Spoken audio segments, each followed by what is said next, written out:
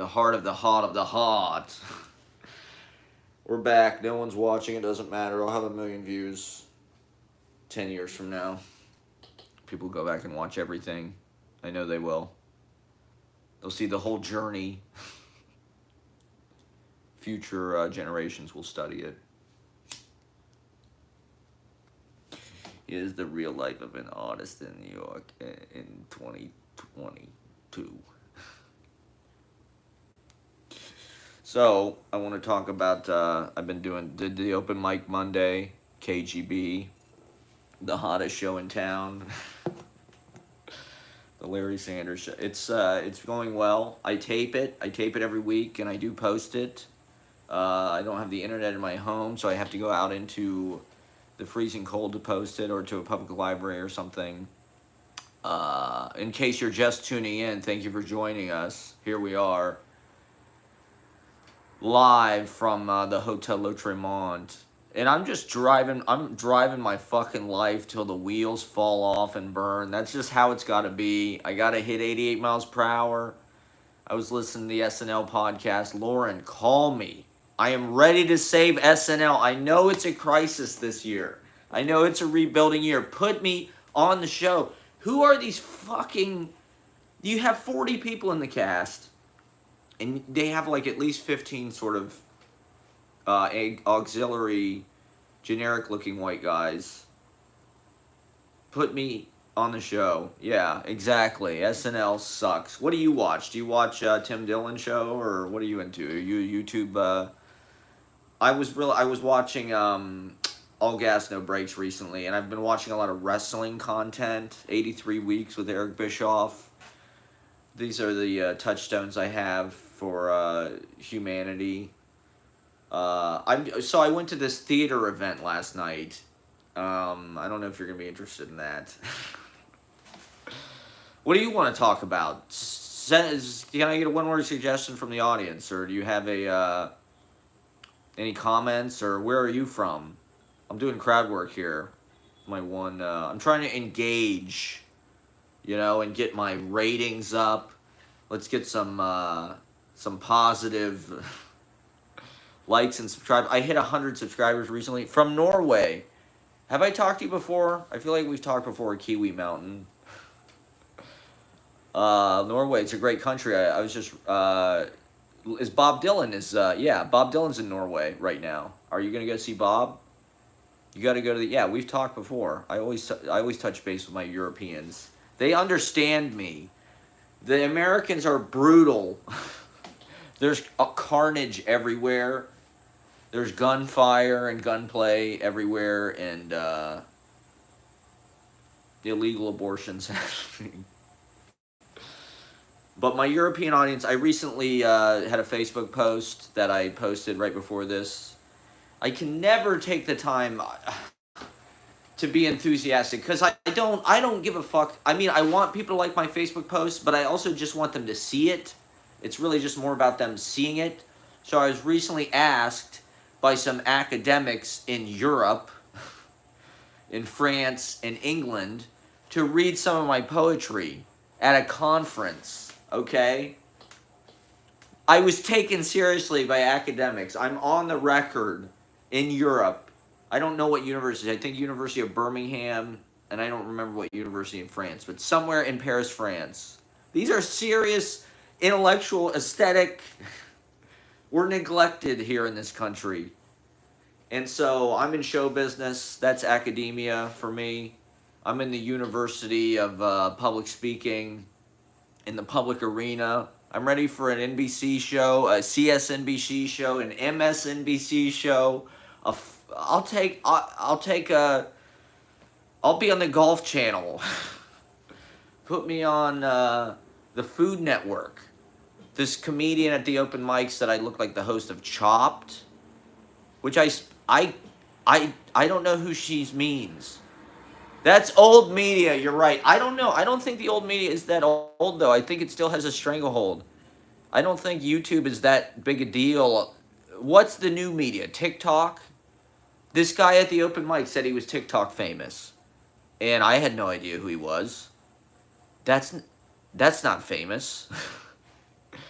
Famous means everybody knows who you are, which is kind of a weird thing to think about. It's kind of crazy. Like, I was walking down the street and there's all these people everywhere thinking, like, what if every single one of these people knew who you were and knew your name? And, like, streaming shows. What streaming shows do you watch? Like Peacock? Do you watch Peacock? Or do you watch Timcast? Or do you watch Office Hours Live with Tim Heidecker? He's only got 1,000 viewers or something. And he was on the fucking Cartoon Network. You know, that's about as strong as it gets for, like, an indie kind of intellectual comedian in this country.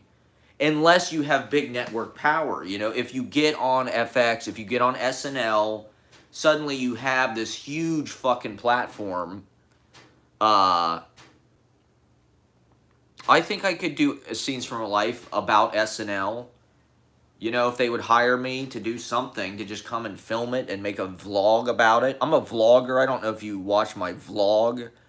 But, you know, I think my content is some of the most exciting shit out there. I will say that.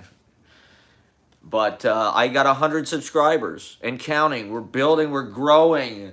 Send us money. Venmo us. Put the lotion in the basket. Put the tip in the tip jar. You should come to New York, man. Come to New York. Come to this open mic at KGB. Come check it out. I want all my audience to come here and then go back and take it with them. You take it. Are you running an open mic in Oslo, Norway, with Bob Dylan, or Bjorn Borg, or Bergman? I don't even know. He's Swedish. I don't know anything about Norway. I know they had the Olympics there. Lillehammer, was that Norway? So there's that show, right, with Steve Van Zandt. See, it's all TV. That's all anybody fucking knows about anything.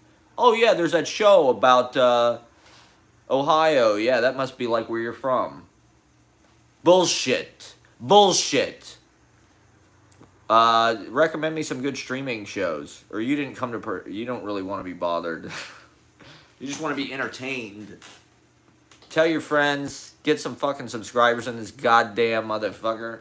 Do you like American humor? Who are your favorite American comedians? Do you like Groucho? I'm into Lord Buckley. Fuck yes. YouTube is the shit, Kiwi Mountain. What's some good YouTube? Do you watch PewDiePie? Isn't he Swedish or Denmark? Or you hate comedians. Me too. I'm getting to know comedians, though, and I understand them better now. I think they just need to be funnier in a cool way. The thing is, most of them are just, they're too obsessed with being funny, and their worldviews are kind of fucked up a lot of the time.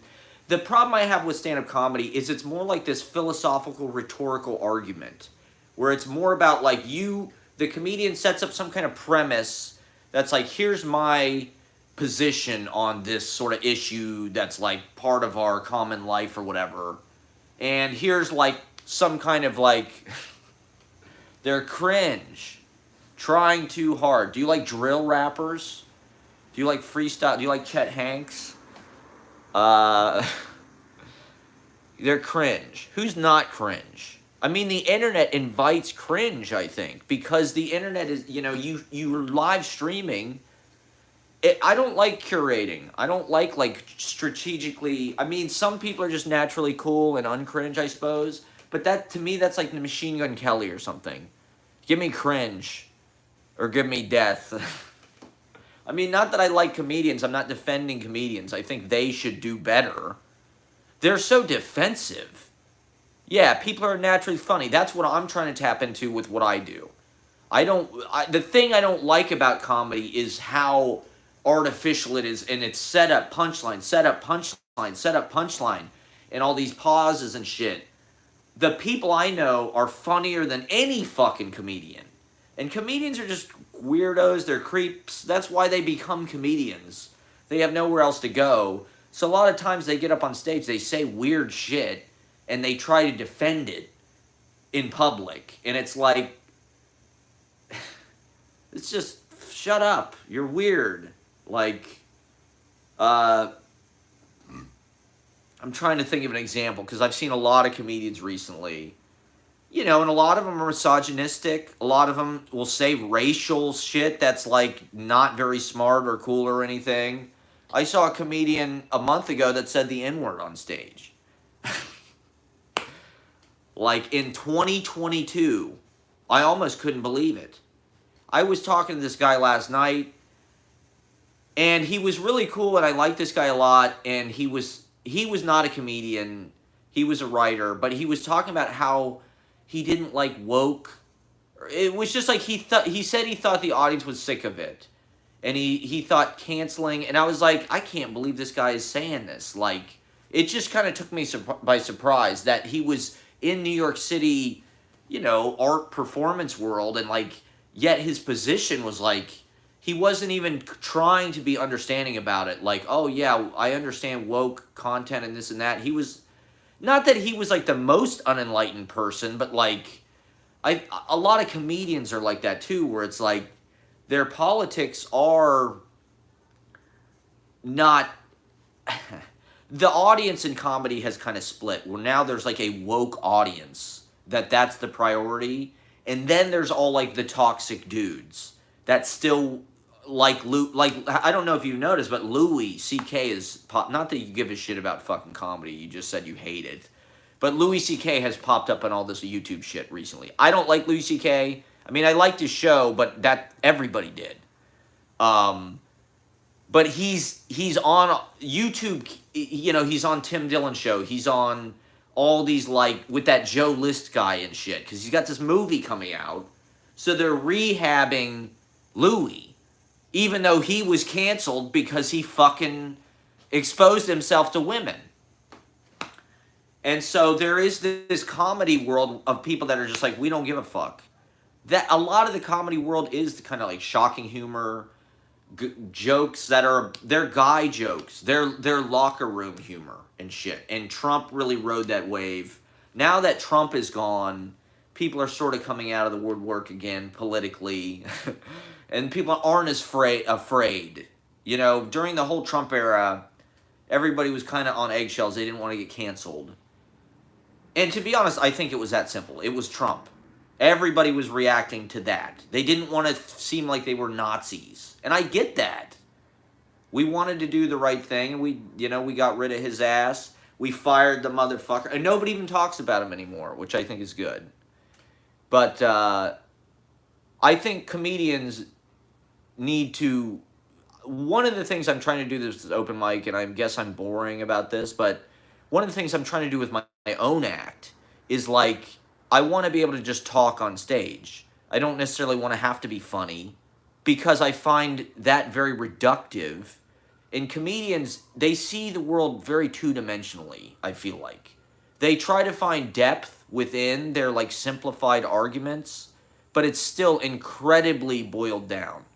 And it's like, we need a more nuanced, long-form, exploratory, conversational kind of public mode of oratory and speaking. With my show, we have songwriter musicians who are great, we have poets who are great, and we have stand-up comedians who are great, all in their own ways. But I think that comedians need to learn from the poets, because the poets write about everything. Poetry is really good about teaching you how to generate material, how to generate new forms, how to explore different things, how to recognize what things are and recognize them for what they are. Comedy it's very similar in many ways, and I'm beginning to really like stand-up comedy because I like going out and talking. That's really what I want to do. But I also like performing and being funny. I just don't want to feel pressure to do that. You know, like TED Talks, right? Like, people listen to fucking TED Talks. I don't want to get up and have that cadence and like, what if I told you today that you could learn about poetry? I'm going to teach you, like, I don't want to have that whole presentation. I want to be very natural, like you're saying. And so that's what I try to do with my show and everything. I just try to make it feel like life. I think more people should go on stage, and that's what open mics are good for, is anybody can get up there and share their 5 minutes of whatever. And I think they should. this one guy at the last open mic was an older guy. His name was John King. And he got up, and I don't even know what the fuck he was talking about. I'm pretty sure he was an anti-vaxxer. He wasn't a comedian. He wasn't trying to do jokes. He was just like saying crazy New York shit. He sounded like a person on the street, just saying really interesting, bold dialogue. Thank you, Kiwi Mountain. I appreciate that. Honesty. I like reality. I mean, I've been in reality my whole life. You know, when I was in theater school, right, I was frustrated because the plays did not look like reality to me. They looked like fake acting bullshit and fake theater bullshit. And even the shit that people applauded, I thought was very fake. And that's what they liked about it. They liked that it was like presentational and worked. It had been worked over and like smoothed out, and the choices were in place and they'd been made, and like there was a pacing to it. And that's a big part of it, is the pacing. And the people weren't high when they were doing it. They were responsible. They you know, where I come from, that's the ethic. It's a commercial, work driven, because people in America are really indoctrinated into a work driven lifestyle. You got to work your fucking ass off here to just even make ends meet. And people want to do that.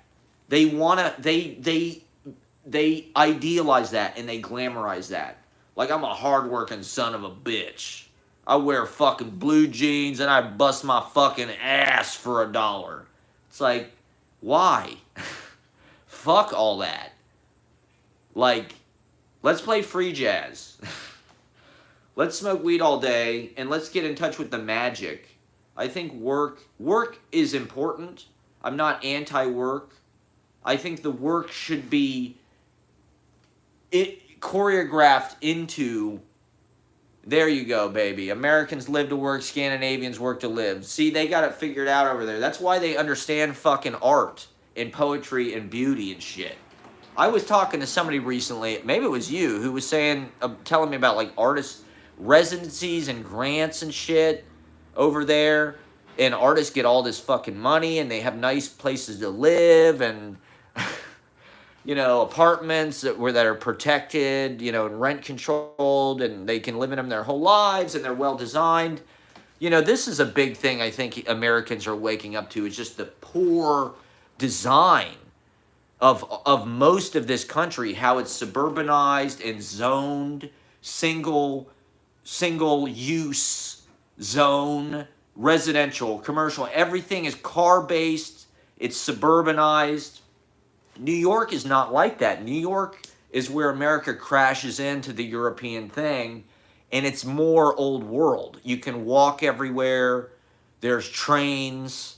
It's a communal, socialistic type place. People have time to appreciate art. They have time to appreciate, and intelligence is valued and things like that. And you know, if you can get rich, we've got another person joining. Okay, they left. Never mind. It's a lot of pressure when people join, because you're like, oh fuck, I got to keep this person's attention somehow. They're getting into it halfway. They don't know what the fuck I'm talking about. My shows are very cryptically named. If you jumped into this, you'd have no clue what I'm talking about. But America has such poor design as far as, like, you can't walk anywhere. Where I come from, Columbus, Ohio, there is no train system whatsoever in any way. You cannot get on a train. Like, there's the Coda bus, and you better have a fucking car, period. If you don't have a car, you are just, like, subhuman trash. You know, every time anybody you knew who didn't have a car, you'd see them walking down the street, you'd just be like, this person is a broke-ass loser. Like, they're in a bad place. They're taking the Coda bus. You gotta have a fucking car, period. And people are just, everybody's driving their own car. New York is the greatest fucking place in this goddamn country, because the people are smart, the art is good, It's still really expensive. I mean, I don't know what the fuck I'm going to do. I'm in a situation right now where I'm lucky. I got into a pandemic sublet. The people whose apartment are on the who live here, they left because of the pandemic and I sublet. So I have a little bit of a deal. I don't know what the fuck I'm going to do when I have to move. I have no idea. Maybe I shouldn't say that. But anyway, I have avoided working for the past 10 years, every which way I could. I'm a videographer by trade and an editor. So, you know, those jobs you can get paid a good amount of money for not that much work. You know, you can make in New York, you make $500 or $600 a day, or $700 or $800 a day if you get the right job, maybe even more than that. I can't go back to Ohio. There's no fucking way I would go back to Ohio. No way. All my friends are here. My whole life is here. Like, everything is here. You know, like, I've got connections here. Either way, I'd have to get a fucking job. At this point, Ohio is not that much cheaper than New York, to be honest. Like, I'll move to fucking... What I'm thinking about moving is moving to Inwood or something like that. You know, I've traditionally lived in Brooklyn, but Brooklyn is expensive. It's $1,000 a month to live fucking anywhere in Brooklyn. But I like Manhattan, actually. I like it's all one thing, and the continuity of it's different, and it is, I like it. It's a good vibe. And so I'm thinking about maybe trying to move up there. You can get a place not that expensive. Maybe that's a dumb idea. I don't know. It could be really dumb, but I don't know. I'm not gonna move to fucking Ohio. I'll tell you that. It sucks. It's a horrible place. It's just not my sensibility. I don't like what people like there. They're aggressive in a way that I don't like. The things that I'm good at do not really get appreciated there. Like, you know, there's a possibility at some point, like, you know, maybe I'd go back to school. That's something I'm thinking about doing, and getting like a master's degree and some kind of, maybe getting an MFA, right? Like I write predominantly, and trying to get a job teaching. That's like my fallback plan, right? And, you know, my family lives in Ohio, so that is a consideration. Why are you asking all these bullshit questions about... I always get hostile about it. Who cares? Who gives a fuck about money? You do whatever you have to do to get money. I'm a videographer. That's what I do. I shoot video. I shoot events predominantly. I shoot poetry readings. That's what I've done for the past 3 years, essentially. I shoot poetry readings. Yeah, everybody needs to pay their rent. Like, so do it and figure it out, and then, you know, it's such a stupid problem that we are forced to live with. And it's unfair, to be honest. It should be illegal. Like, the whole landlord-tenant thing is fucked up. They should just do away with it. They should just let people live where they fucking live and live their lives. And let us do our work because we want to do our work. Not because, you know, like what I did before I did video, I was a waiter. That to me is a sadistic industry. That is people who have money, who probably got it through something that's not honorable, working for some corporation, or maybe they're work for some, you know, in the United States, the defense industry is a huge fucking thing. Construction, finance. I don't have respect for any of those people. And yet they have more money. Those are the people going to restaurants. Those are the people that we're supposed to like bend over backwards to like serve them. That's fucked up. That's sadistic. It should be illegal. And it's unnecessary. Like, you do not need a person to bring a fucking plate of food for you from a goddamn kitchen to a table. Like, go to a goddamn counter place, order it, and sit the fuck down. Like, the whole waiter thing, it's this unnecessary job. Like, that's one of the things that was interesting about the pandemic, was it showed us a different way. You know, it showed what life would be like if people didn't have to do just, like, unnecessary busy work. And, like, I get it. It's something that is now more than ever, right? Like, rent is more expensive somehow. Like, it's more expensive than it has ever fucking been to do anything. Like, just to even live. But, like, here's what I would say. Find the cheapest fucking place you possibly can. Period. It's that goddamn simple. Like, I'm different than every single other fucking person my generation, because that's my priority. No, you didn't offend me. It's just like, I just get frustrated that, like, people are obsessed over money. And so here's what I would say. Me, I want to be an artist. That's what I care about. And so time is money. It's my priority to have as much of my time as I possibly can. So I want to work as few hours as I possibly can. Now that means I have to go without health insurance because this country is sadistic. Like, you have to work full time or you do not get health insurance, period. That is sadistic and fucked up. And it forces us into this slave wage labor economy. And it forces us into this competitive hierarchical ladder where everybody's obsessed with commercial value and how much goddamn money you make. And do people like what you do? Do you sell? Do you sell? Do you get people to come to your show? Do they pay money to see you? That's the only fucking thing people care about. How much money do you make? And, like, that's not very interesting. Most of the interesting art to me that makes no money. Like, that's poetry, right? They don't make very much money. Like, they don't make what TV actors make or TV writers make or what finance people make. You know, even the successful poets don't make that much money. But my advice to people, and it's not easy, find as cheap a fucking place to live as you possibly can. And be smart about it. You know, when I lived in Brooklyn, I lived in a fucking room that was smaller than this. It was 6 feet by 10 feet.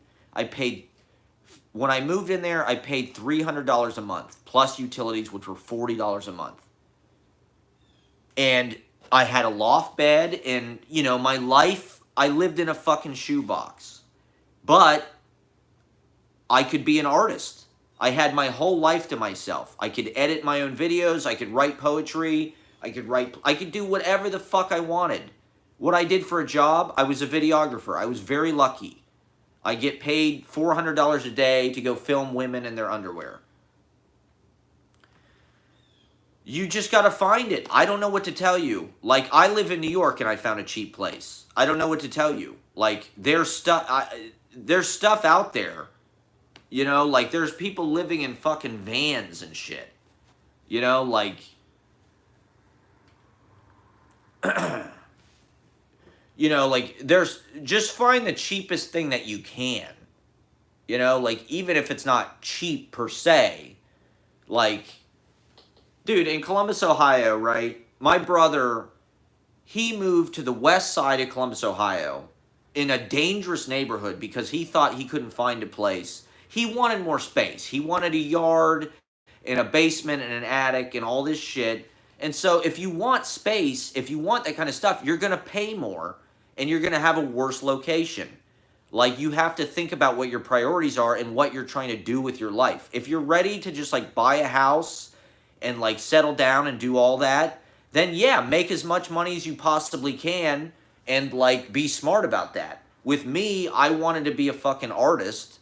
And so I wanted my time to myself. And so I haven't had a job since 2012, to be honest. I have not had an hourly job since 2012. I've done video jobs, which were work. I've traveled for work. I worked long days. I woke up early, but I'd work 4 days every 3 months or something. And then I'd pay for my life with that because my rent was cheap. Your rent is your biggest expense. It's that fucking simple. So you need that is the big thing people need to figure out.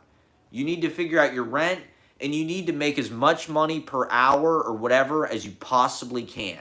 You want to make as much money for as little time as you possibly can. So for me, I can go and film a video thing. Dude, congratulations. I wish that I was on welfare. I'd love to be on fucking welfare. I wish I would kill. I want to move to Europe so I can live off the government. That's the dream. And be an artist. It's not a problem. The thing is, artists have contributed more value and more real estate value to New York City than anybody. Andy Warhol, the fucking New York Dolls, punk rock, Patti Smith, Talking Heads, Blondie. This is why people move to New York. When they lived here, it was cheap. Those same places are 5,000 times marked up, right? I'd love to be on welfare. I'm totally serious. I was on unemployment. It was the greatest thing that ever happened to me. So, but the artists get nothing. They don't get any piece of that. I mean, those artists got famous, but all the poets, all the painters, all the, the scene of the people who didn't make it, they got no piece of that pie. But they're creating way more value than the real estate people. The real estate people, all they do is go in and destroy everything. They go in, they renovate shit, they put in yuppie-ass restaurants, they bring in the worst people who are just stupid people with money. They have money because they have jobs because they're uninteresting. They're not interesting people. They're criminals and they're boring. And I don't celebrate that.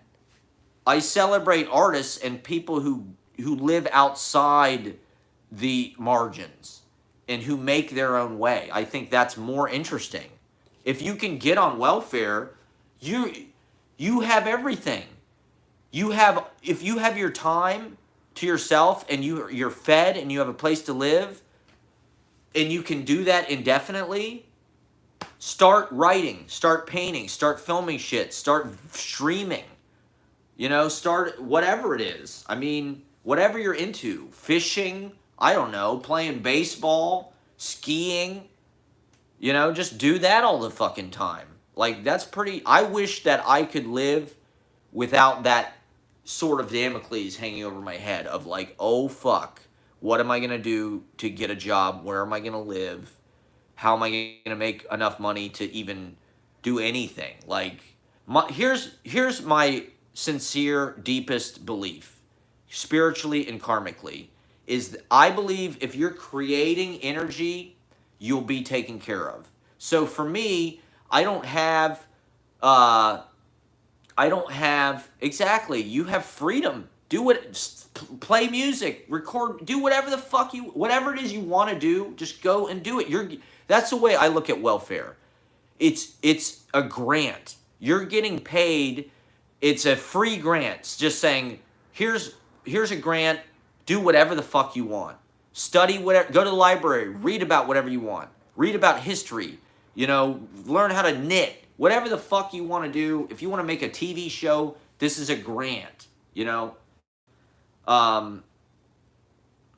what the fuck was I just talking about? Artists creating value and not getting any of the fucking credit for it. And not getting any... So, okay, if you create energy, right?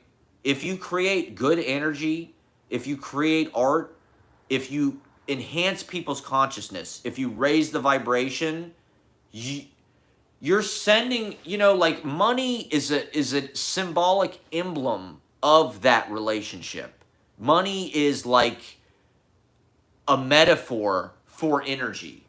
And it's been corrupted by slave-owning rich people who want to force most of the population into subordinate jobs which kill them spiritually. So they're zombies. So they have no willpower. They have no original thought. They can't look at anything and appreciate it because they're worked to fucking death. They're worked blind in this fucking country. They're nuts. The people in this country are violent idiots. Like, it's scary, and I can't live there. But in New York, right, you have an opportunity, potentially, to do what you're working on a high level. You have smart people here. You have people here who know what the real shit is. They're the ones who make it. They understand avant-garde. They understand other forms of thinking. They're into that kind of shit here. There's a real intelligence. But so okay, if you create good energy, something will happen. That's my belief. It's gotten me this far. Like I said, I haven't had a job in 10 years. And knock on wood, like, I don't know where the next thing is coming from, but that's just life. You know, there's droughts and there's fucking, harvests and shit. And, like, I went to theater school predominantly, and, doing acting is a paycheck to paycheck, job to job thing. You're always auditioning for the next thing, and you don't know if there's going to be a next thing. Even if you're at some famous fucking movie or something. I mean, I was listening to some actor talking about, they didn't get that many they were in some hot movie. They didn't even get that many offers. They got like a few scripts. It's like, so you're kind of prepared for this kind of like tenuous, freelance, but this is another aspect of work that has really changed in our lifetimes. I don't know how it is in Norway, but like in the United States, they've rewritten the tax code and they've rewritten the philosophy of work. So everybody's an independent contractor now. You're all on a 1099, people like Uber drivers, whatever, fucking Grubhub people, and me as a videographer, right? I'm job to job with that. I don't know what the next job is going to be. I don't have like a steady, like 40-hour-a-week thing that's like a union thing, right? This is another thing that's sort of come back in the last couple years. Awareness of unions and bargaining power and how that creates full-time jobs with benefits and shit like that they don't abuse you. Like, nice jobs, Like, America, there's so much wealth created, it's really a goddamn shame that they don't reinvest it into the workers and into the product. They give it all to the shareholders. The whole corporate culture in this fucking country, and America is the biggest business in the fucking world. We're the biggest economy, and it's like, so all the corporations come here because they don't have to pay taxes, and we do whatever the stock market, the fucking companies, Pepsi Cola, Microsoft, Apple, Google, Facebook, it's all about the fucking stock value. It's all about shareholders. In America, the hierarchy is shareholder is number one. The company is, if the shareholders aren't happy, they're going to fire their employees. They're going to downgrade the product. They're going to increase the price, do whatever the fuck they have to do to keep the shareholder value, because it's a club. It's the fucking private deck of the arena. When they build a nationwide arena in Columbus, Ohio, yeah, that's what they should do here. They should combine capitalism and socialism here. It's not complicated. It's incredibly stupid. In America, they used to have this. The New Deal and the great whatever the society in the 60s, that was like socialism. They had welfare. They had fucking, rent control. That's why this place is so cheap, because there was rent control, because there was socialists who lived in fucking New York City who fought for that kind of stuff. There was organized labor and organized workers.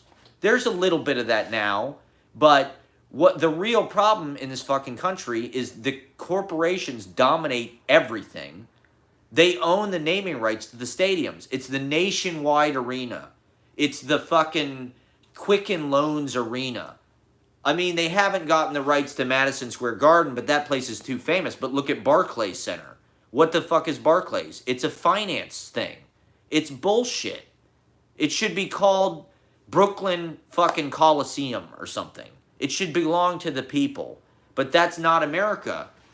America is all about corporate power and even Manhattan, right? Manhattan, the thing that was good about it was there was no chain stores. There was no Walmart. There was no Target. There was no fucking McDonald's, whatever. It was all local. It was international. It was immigrants. It was small business, right? This is something America should do every fucking thing they possibly can do to help small business.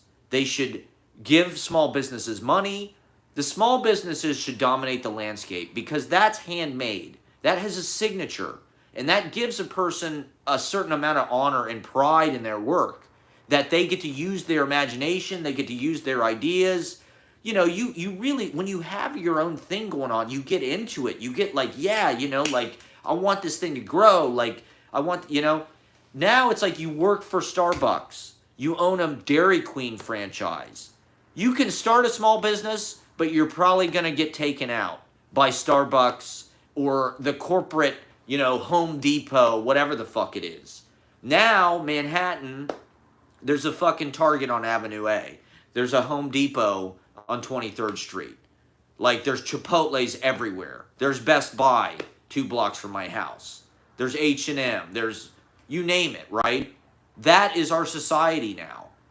And that's because the execs, the people in the corporate boxes, the people in the private members level of the arenas who got the fucking taxpayers to pay for the goddamn arena.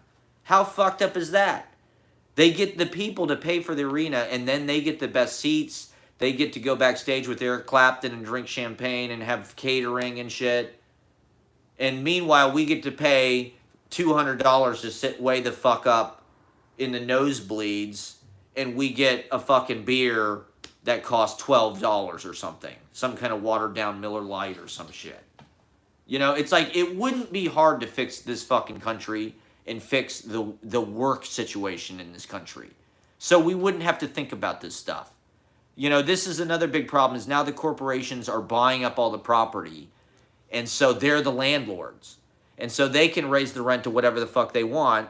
So that makes it harder for us, right? Now that corporations want to get in on real estate, because real estate is where all the value is, it doesn't have anything to do with our lives. It's all about real estate value for people who want to park their money.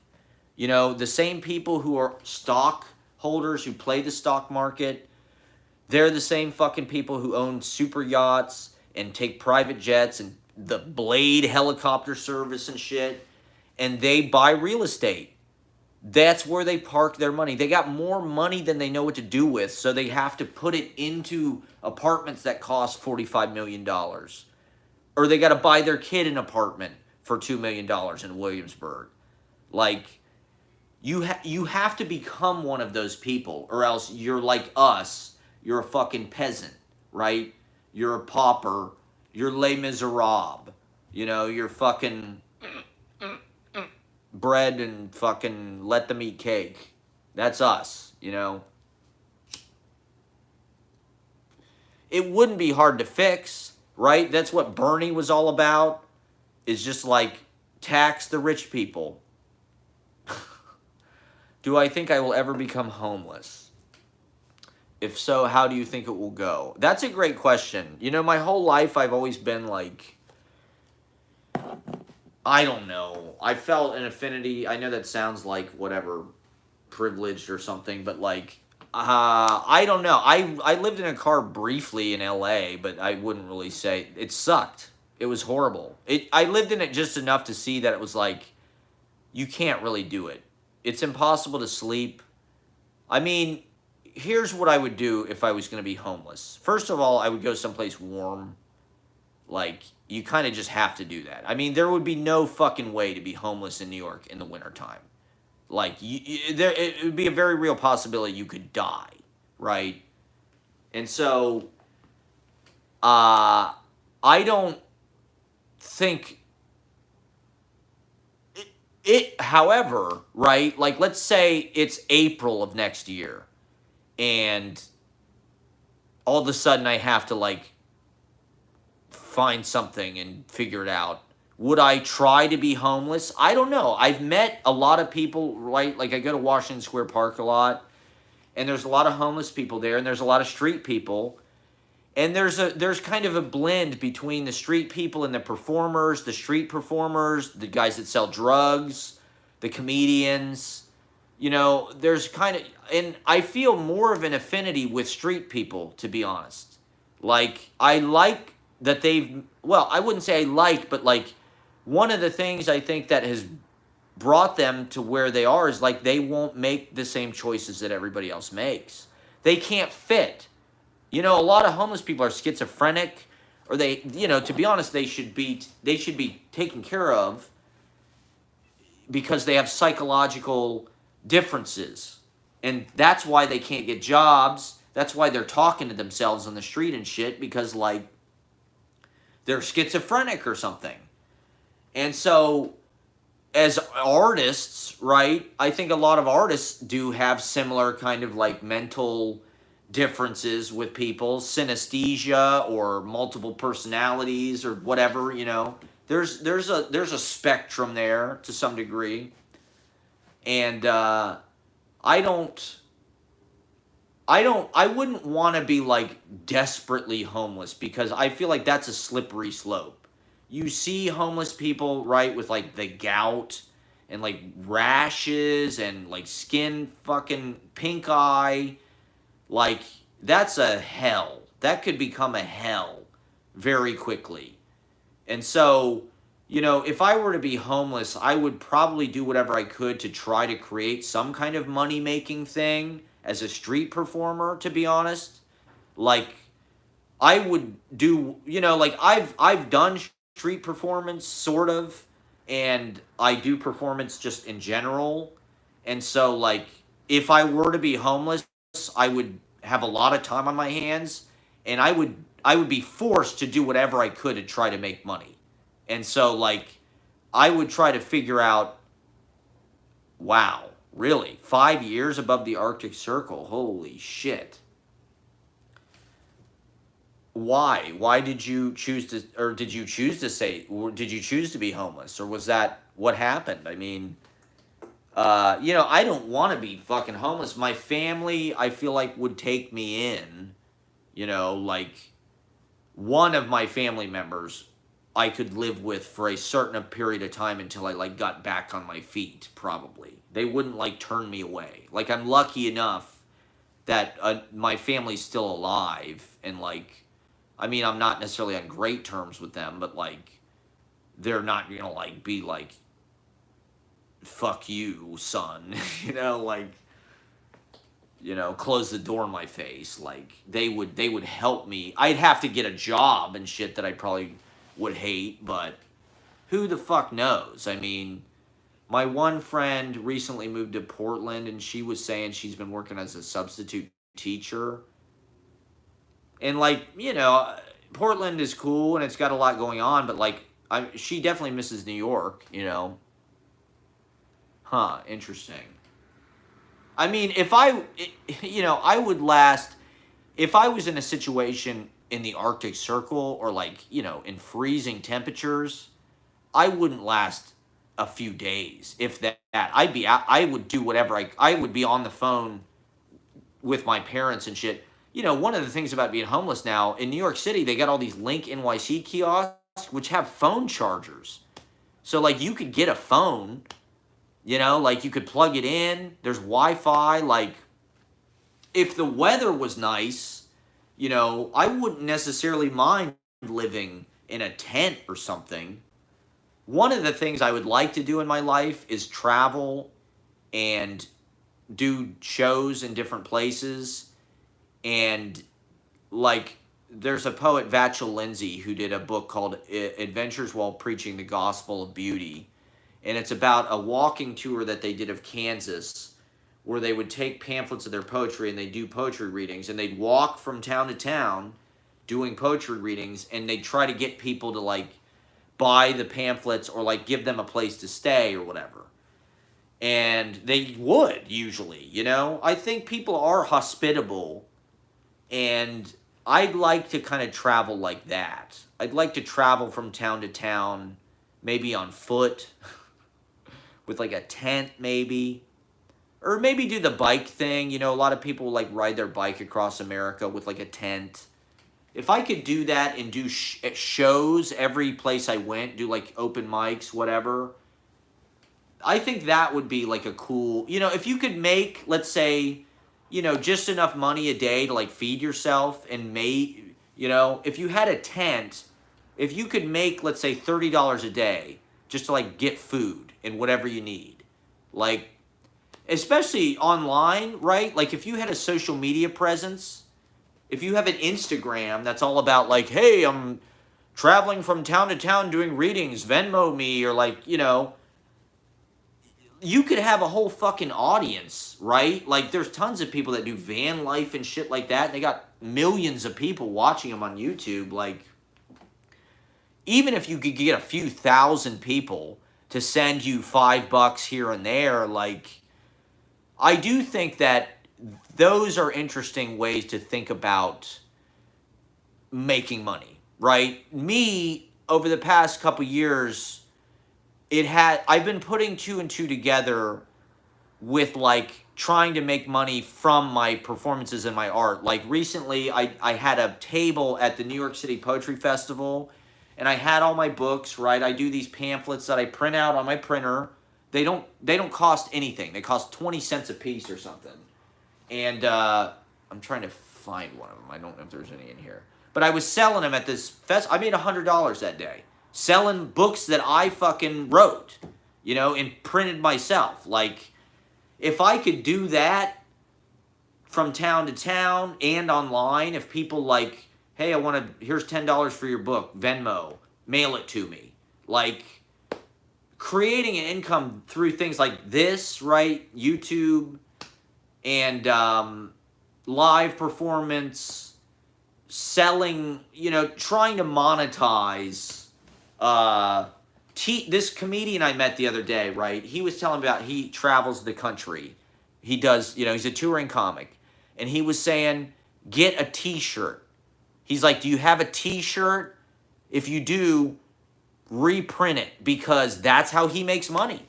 And to be honest, that's how everybody makes money. That's how Bob Dylan makes money. That's how fucking Metallica makes money. That's how fucking Taylor Swift makes money, by selling fucking merch and going on tour. Like, they have a bigger audience, so they make more money, but it's the same fucking thing.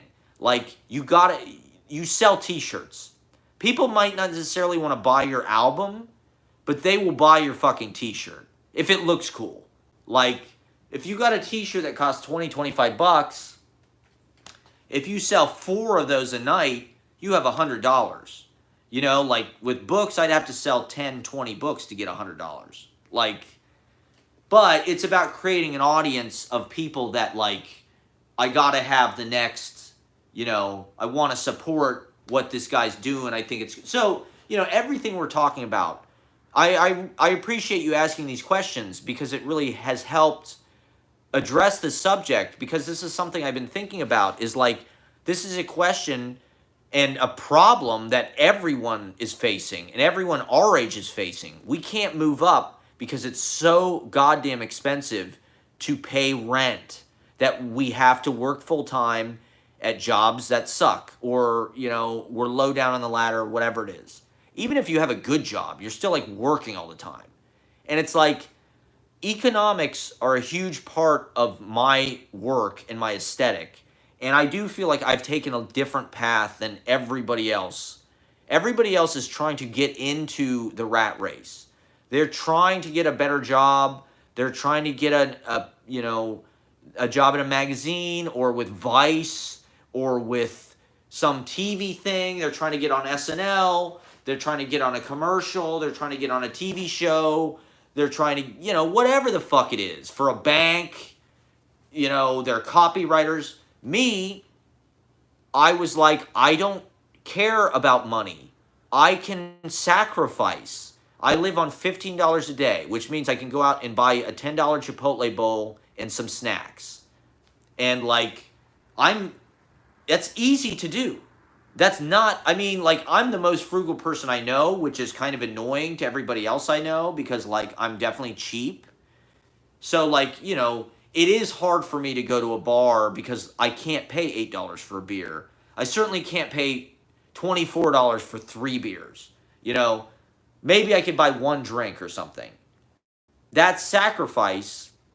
And it's also a kind of protest because, I don't want to support the economics of the big corporations. Where I spend my money, right? I buy poetry books. That's about it. I really don't spend money on anything, at all. Maybe traveling. I gotta feed myself, but I don't even buy clothes. I don't buy video games. I don't buy a fucking Xbox. I don't buy a bicycle. I don't buy shit. I make stuff. I draw, I write poetry, I buy poetry books. That's it. I go to readings, I go to open mics, I go to comedy shows, I go to art galleries, I go to the library, I go to free shit. The streets. This is another reason why living in New York is so important, because the street itself is like this arena in this show, in this art, in this theater, in this full time, right? You can step out your fucking door and it's going to be a profound display of something, right? Even the architecture, the fucking buildings and shit. If you live in New York City, you live like a fucking king because the whole city is your house, really. The whole city is your fucking mansion. And it is a magical castle. It's got drawbridges and a moat. And the architecture, the towers, the cornices, it is a fucking magical fairy tale place. And that is worth the cost of admission. Sure, you might pay $1,000 a month in rent, but look what you're getting. You're getting, the inflation has been worse in Europe. It's been bad here, and certainly the cost of shit has gone up. Chipotle, even this fucking place. When I moved in here, this Indian place right here was $8. Now it's $10. It's Chipotle went up $2. Everything is more fucking gas. This is another reason why I live in fucking New York, because automobiles are such a huge expense, and it's a fluctuating expense. You have insurance. You have to buy the goddamn thing. You got repairs. Not only that, but you could kill yourself at any fucking moment. You gotta, if you want to go out and drink, you got to think about, I might get a DUI or something. And then gasoline. Gas was $5 a gallon or whatever in my hometown. You can't take a train anywhere. You can't even ride a bike, really. You got to have a fucking car. It's a fucking Ponzi scheme. The inflation thing, I get what you're saying. We're fucked. What can I say? People need to organize in a bigger way. There does need to be, I'm not against woke politics. I support woke politics, but economics affect people in a profound fucking way. And whether or not your rent is $800 or $400 makes a huge fucking difference in your life.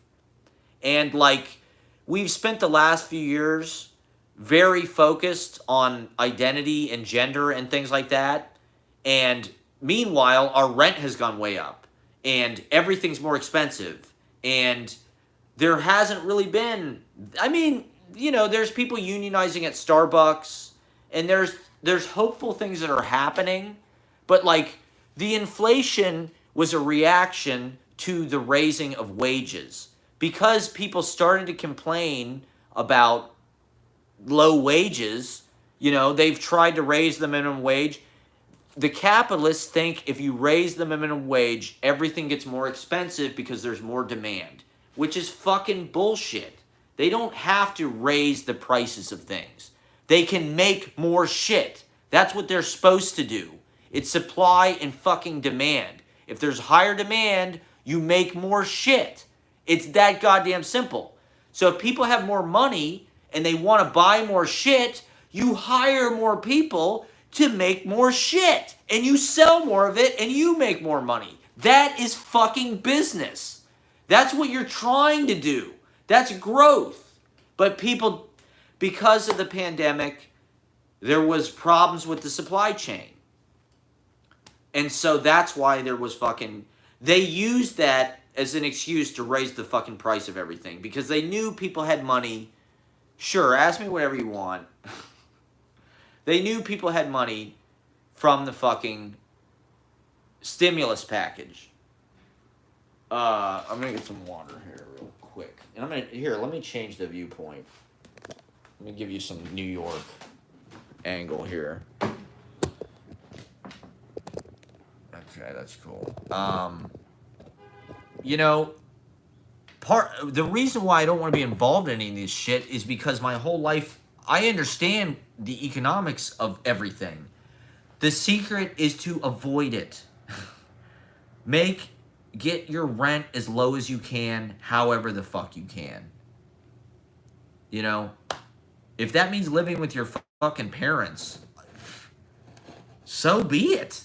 I think this is another fucking, do I have a mental diagnosis? No, I not that I'm aware of. I will not see a therapist. It's bullshit. It's part of the work thing. They want you to be on drugs so you will go to your job. They want everybody to be on antidepressants and shit. There's a reason why everybody's depressed. It's because we're being fucked over by capitalist rich people. We're being fucked over so bad by the 1%. Like, they're the ones that are telling us that we're privileged. The people that are writing these articles in these fucking magazines and shit all went to, like, elite schools and shit. They're rich as fuck. Their parents are famous. They live in a fucking bubble. Oh, that's a good point. You're right. Maybe I should go see a psychologist or psychiatrist. Then I could maybe be, I could get on disability or something. Because I'm schizoid. I mean, this country used to give you methadone for free if you were a fucking heroin addict. Like, bring that back. Free drugs from the government. That's my platform. Damon's ex for president. Fuck for drugs. No, I don't have a mental diagnosis.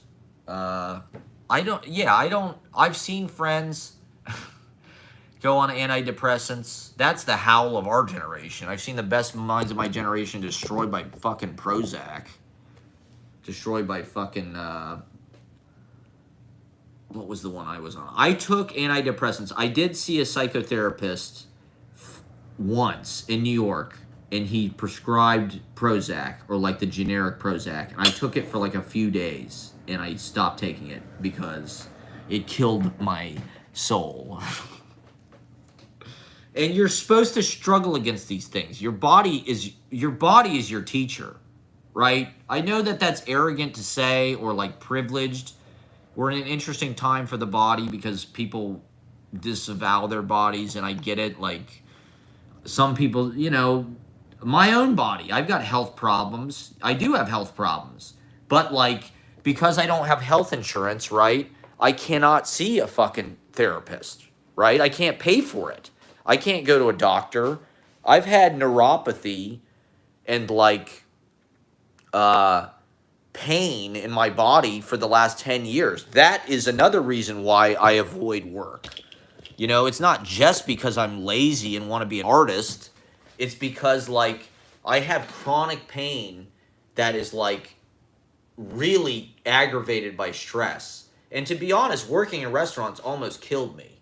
Like, I would go to work and it would feel like a serpent was like biting into my pancreas because I was so fucking stressed and like eating bad food and drinking alcohol and just like doing shots and like you know it. The doctors didn't help me. I didn't have health insurance. Doctors couldn't help me at all. I went to a psychotherapist. All the doctors told me it was mental. They all told me it was psychological. So I went to a psychotherapist and they prescribed Prozac. And I took it for a few days and everything went dead. And so I stopped. And what I ended up doing was I changed my diet and I stopped working.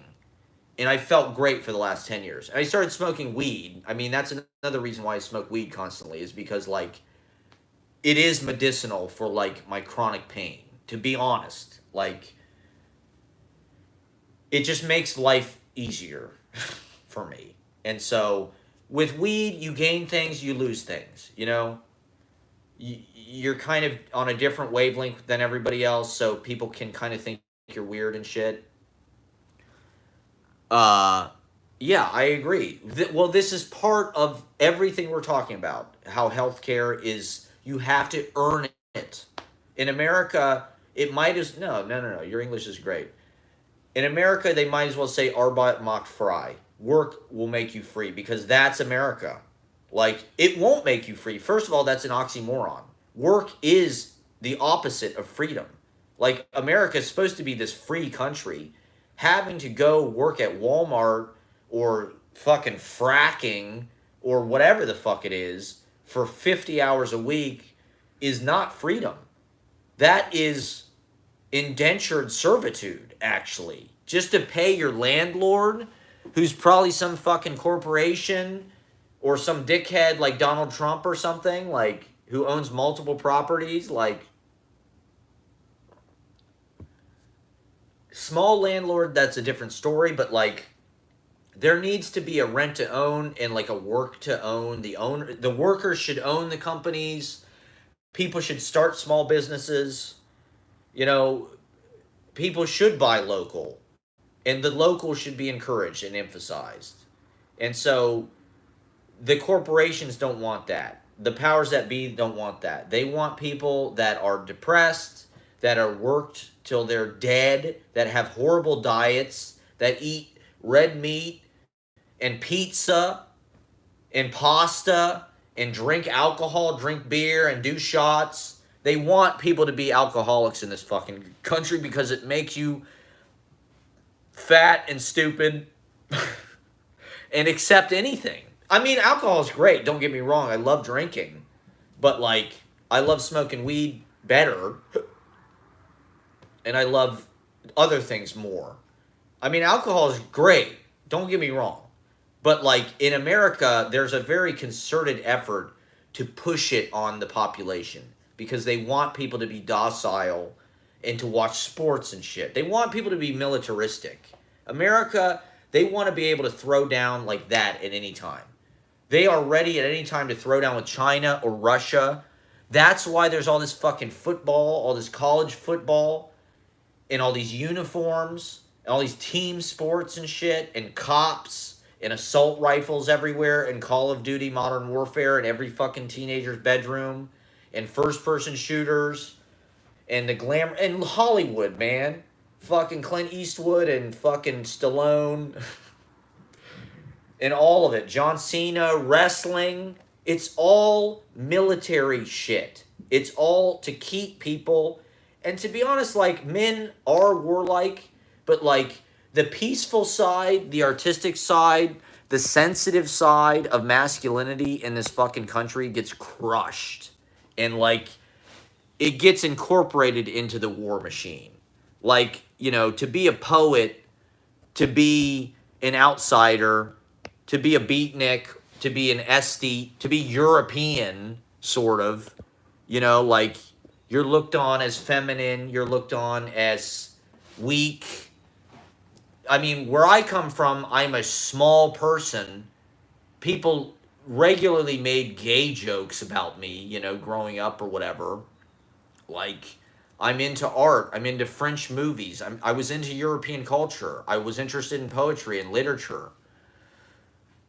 Oh man. Wow, interesting. Yeah, like I said, homelessness is a slippery slope. And I think, yeah, I mean alcoholism and drug abuse, that's another way people get involved in that. It's how they cope with it, I think. I think if you're homeless, like drinking is probably one of the few things that, it makes you feel warmer, it makes you feel like you're not hungry, makes you probably feel like you're feeling good and full. I don't know, like I said, I have these health problems, so like if I drink too much, it really fucks up my body. And so I kind of self-govern. I never have more than 3 glasses of wine. That's the most I drink ever. Although to be fair, I've had alcoholic beverages like maybe the last 3 or 4 nights in a row. I've been drinking more recently. I'll have a beer or two a couple nights a week while I'm out. To be honest, it helps with socializing. That's why I do it. Like when you got weed and beer together, weed and alcohol together, that's the magic combination. That's when you're like, brave and making bold choices fearlessly. But weed itself, you kind of get like neurotic and paranoid, and you kind of get in your own head and shit. Whereas like I think when you're socializing, I get why Americans drink and I get why people drink, because we are nervous about each other. We're afraid. We're socially awkward. I think this is part of, we're passive receivers of culture. We watch TV. Engaging, I don't know, it can be scary. Another part of American culture, and I don't know if this is true in Europe as much, but like we're taught to distrust each other. I mean, there's shootings everywhere, there's serial killers, Jeffrey Dahmer, Dexter, like you don't trust strangers. They could be Epstein. They could be, some fucking like, they could cut your head off. They could fucking, throw you have no idea. Hinge date, somebody you go on an online date with. So there's this paranoia and this suspicion and like, I don't know you. Who the fuck are you? Why are you talking to me? Like, it's not as friendly, I get the impression, as it once was. My impression was America 100 years ago or whatever was like a pretty friendly place. People would say hello to each other, or they'd put you up in their house, or they'd feed you or something if you needed a place to stay. They were probably nicer to homeless people. I mean, the way we treat homeless people is just despicable. If I had money, I would give every fucking homeless person who asked for it money. Like, I feel bad that I can't give them money. I totally would. But like, I don't think there's anything wrong with asking for money on the street. People act like, oh, get a job. It's like, what the fuck? That is a job. That's hard to do. Let's see you fucking do it. Like, I don't know, man. People contribute value in a lot of ways. Oh, God, yeah. I mean, nobody talks to anybody. Like, people contribute value in a lot of ways. It's not, working in a fast food restaurant, nothing against those people, but like, that's something that has more value supposedly than, playing a gig or something. But then, owning the fast food restaurant, you have exponentially more value than the worker. It's like, that doesn't make any sense. The worker's doing all the fucking work. Like, they should at least get a nice proportion of the fucking profit or whatever. There is a priority on intellectual property and being the CEO and the owner of things in this country that I think is also just false. Like, a lot of people are involved in creating the value. You may have started the company, but like, creative ideas who knows where they come from, right? A lot of them come from like collective unconscious, things like that. So to claim ownership over certain things like copyright or I don't even know, like, owning a business. It's like, well, a lot of people make a business. Who are you to decide how people should be compensated and whatnot? Like, there should be worker-owned business. The employees should get more of a share, right? Shareholder value probably started as something related to that as much as anything. It's really just a form of theft. And don't get me started on the tech thing. Those people are the fucking worst. Maybe not the worst, but they're second place behind the stock traders and the finance bros. But all of this, everything we're talking about, the distrust in American society. I mean, everybody's shooting everybody. It's the fucking Wild West, man. Like, I mean, if you go out to a bar or something, people will talk to you. Like, they're friendly enough, but, like, the line stops at a certain place. Like, you're not supposed to talk to strangers. You don't pick up hitchhikers. Homeless people you're supposed to not look at. You're not supposed to give them money. You're not helping them. They need to go out and get a job. They need to this, that. And it's like, I don't know. Part of what I try to do is just talk to as many people as I can, get to know as many people as I can, be friendly, support them in conversation rather than judge them, A lot of people I meet are kind of like hard to get along with. They're disagreeable. They're negative or this or that. I don't know.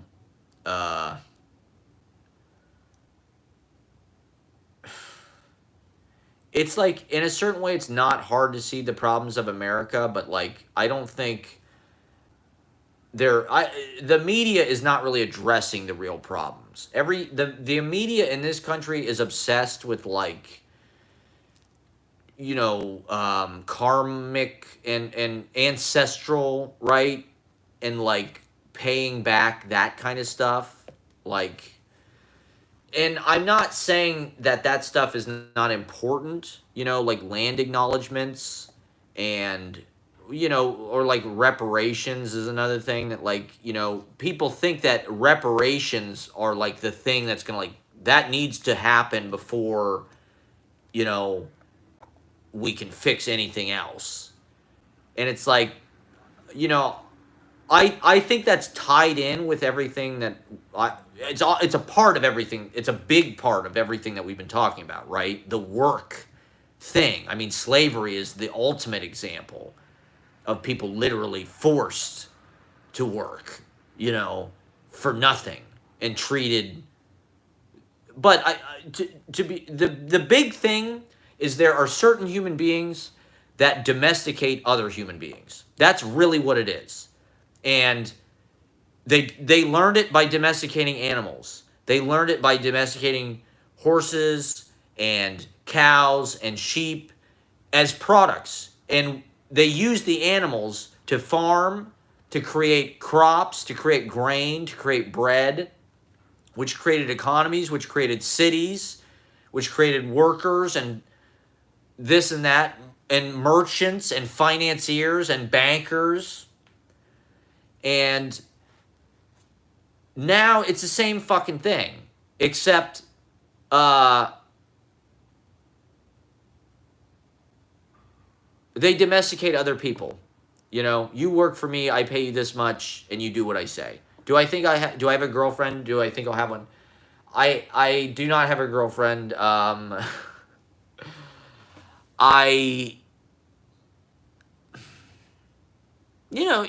It's possible. I definitely think it's possible. I've been enjoying just being single recently because I don't know. I was in a relationship for a few years before the pandemic, and then the fucking pandemic happened, and so I was just like alone for like 2 years after that, which sucked. But a lot of people did that. A lot of people went through a period of like celibacy for like whatever reason for like the pandemic. You know, we weren't supposed to touch anybody, and like also there was just all this animosity between people because of Trump and a lot of reasons, you know, especially between genders, right? Like men were just shit. And so this year things have kind of relaxed a little bit. And just like, I don't know, I'm just doing more in my life, right? I'm more active. I've really discovered that like my way is to do live performances. I couldn't do that during the pandemic, right? Because everybody was couldn't be indoors. So that was all gone, right? So not only was I alone, but yeah, nice. Yeah, that was my ex.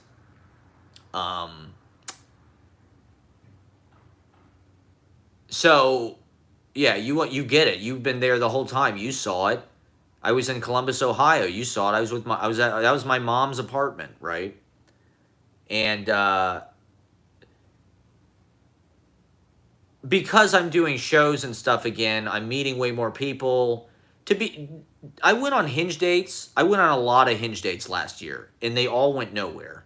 And maybe it was because I had long hair. The long hair was not really a great. It was cool. I wanted to do it, but like, I think girls like this better than like me with a huge fucking beard and like hair down to my whatever. And so was not getting a lot of good for whatever reason last year. It was just I went on like all these fucking Hinge dates that just went nowhere. And I'd attribute that to a few different things. I was bitter and just that. Hinge is like Tinder. It's an online date. Hinge is different because the profiles are just better. There's like prompts. So it's like you get to know somebody a little better and this and that. To me, it's the best dating app. I prefer it by far to the others. And that's not just because I got banned from Tinder. Hinge is just better. Tinder is gross. Tinder is just like this sloppy, gross. It's just very shallow and superficial. Where it's like Hinge, it's like you actually have a profile with like, you can see somebody's thoughts and who their personality, and you can have voice. You can record voice answers, and you can put videos up, and you can put your Instagram up. So like, you can kind of get to know a person a little better before you swipe right or left on them like they're a fucking cheeseburger. I don't want that. No, I don't want that. Yummy. Ew. No. So I don't know. I don't know if I really want a girlfriend again right away. Like if I can keep my life going like it's going, I would be happy to sustain this.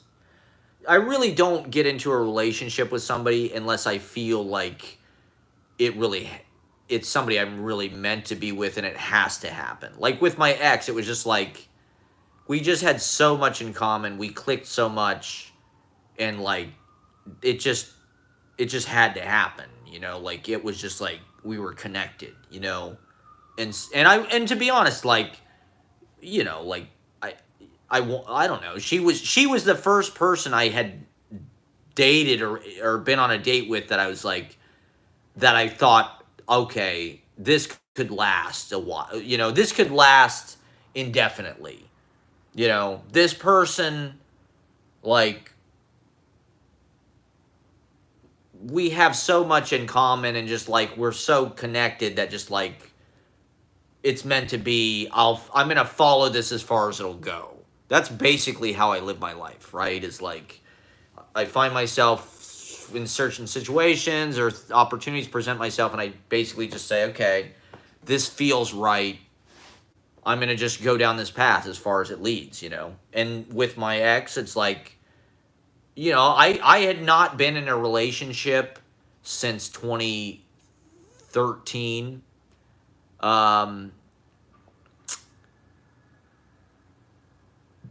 Do I want to love and be loved? I mean,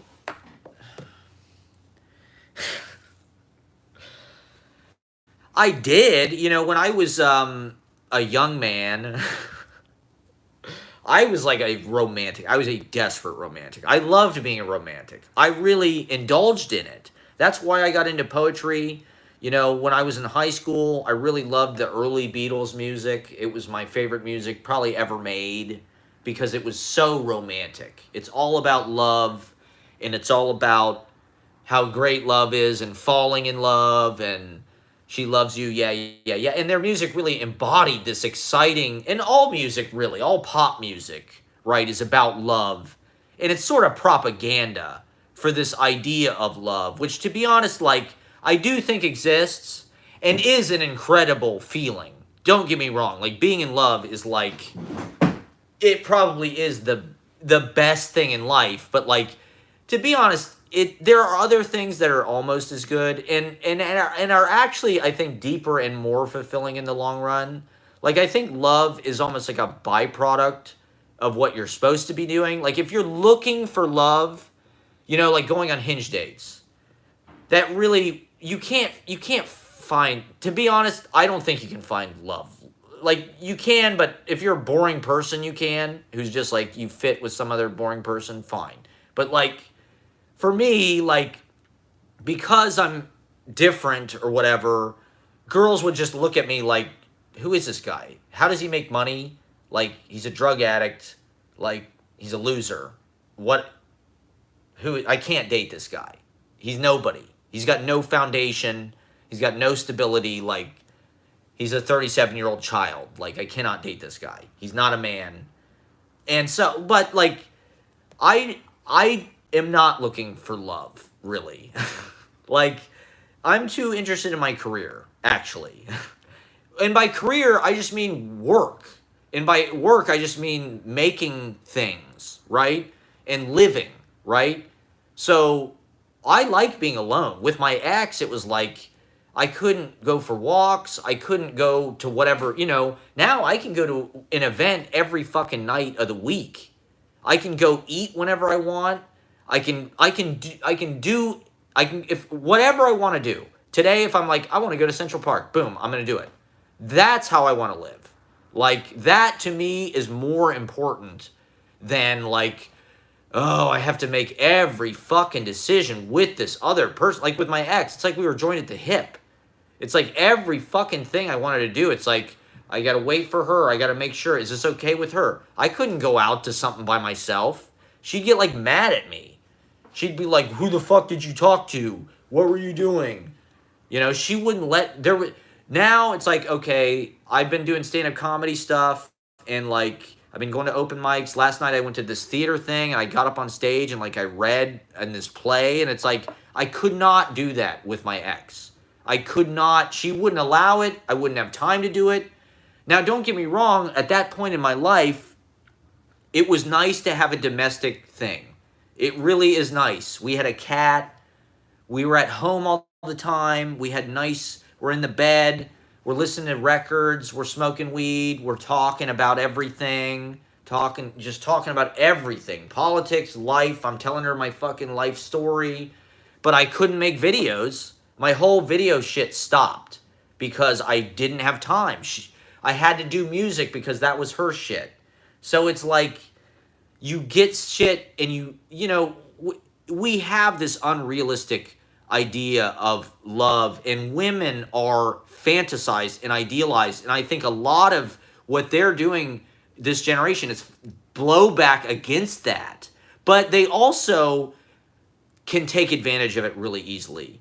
And if you get into a relationship with a strong woman, even if you're a strong person, like, she's going to be making a lot of the choices, and you're going to have to compromise a lot, and like, you're moving to a center, and you have to be ready to do that. Like, don't get me wrong, it was nice to have like this really domestic space, and as I get older, I would like to have a family and all of that stuff and have a house. My family is kind of pressuring me to do that. My mom is like kind of pressuring me to like have kids and shit. It's like, so I'm starting to try to get my shit together, just like, you know, let me try and make something happen financially so maybe I could do that. But also, like, with that, I'd really have to meet the right person. And, like, I'm fine to wait for that. I'm not in any rush. But, okay, to get back to this earlier thing I was talking about. As a young man, I was obsessed with love. And I really wanted to experience love. And it was my goal in life. That's all I fucking cared about. And I fell in love. I got my heart broken. It was horrible. I had a bunch more experiences with love that just kind of made me cynical about it. Then eventually I did fall in love with this girl that, like, it kind of went okay. We had a lot of sex, and she was incredibly hot and cool, and, like, you know, I sort of, like, but it was also a feeling that kind of exhausted itself. You know, like, after 10 or 11 months, you're kind of like, okay, you know, I'm kind of sick of this person. I wasn't sick of her, but, like, you know, I was 24 years old or whatever. It's like I wanted to go out and meet other girls or this or that. And so it's like, I do think when you're young, you know, you fall in love, this or that, there are bumps, and, you know, it's what the media tells us about it is a lie. That is not how gender dynamics work. And the things that women fall in love with are, like, practical. And the things that men will fall in love with just about any pretty girl that, like, gives them attention, really. Especially if they have chemistry or have anything in common. I mean, men just want to have sex, like, basically. Like, I mean, that's love, or it can be love. You tell yourself love at first sight or whatever, but, like, we're also just, like, we see chicks and we're like, wow. You know, girls, they look more at, like, I don't know, utilitarian uses. They're looking for, like, a husband. You know, men are just looking for, like, the hottest chick they can find. And so, I don't know. I mean, I do think about it in more long-term ways now, but, like, my advice would be anybody who wants a girlfriend, like, it's more about who you are. You know, like, you have to, like, I mean, unless you're just, like, good with women and you want to learn how to do that, which, like, that's one way to do it, you know, but, like, I would say just, like, if you do whatever it is you're passionate about, you know, that's how you're going to make a connection with a woman. You know what I mean? Like, they have to see something in you that draws them to you, you know? And so you have to be, like, at your best. You have to be in your element. And then they see that and they go, oh, who's that? I want to get to know him better, you know? And so whatever that is, you know, it doesn't have to be, like, getting on stage or anything. If you're a fucking, you know, I don't know. I mean, there's a lot of, like, this incel culture and shit like that, and it's like, the reason why I have, like, a little bit more of an objective viewpoint about it now is because I really did study it. And to be honest, the first, like, 15 years of my adulthood were completely about, like, trying to figure out women, actually, and love, right? I went through this sort of process where, like, I was a dopey romantic who wanted to be in love. I had all these experiences with women where, like, the only shit I knew about interacting with women was shit I had seen in movies. So I thought you were supposed to be like Romeo or something. I thought you were supposed to, like, you know, pine and, like, write poetry for women and, like, impress them and like, oh my God, I'm devoted to you forever. I love you. Like, I love your, you know, just to even behold you for 1 second is like, oh, it's the happiest experience I could possibly. And then gradually I just realized, like, you can almost engineer that. You know, women will fall in love with you if you create that kind of place for yourself. You know, look at, like, fucking celebrities and shit. How women, like, look at Harry Styles.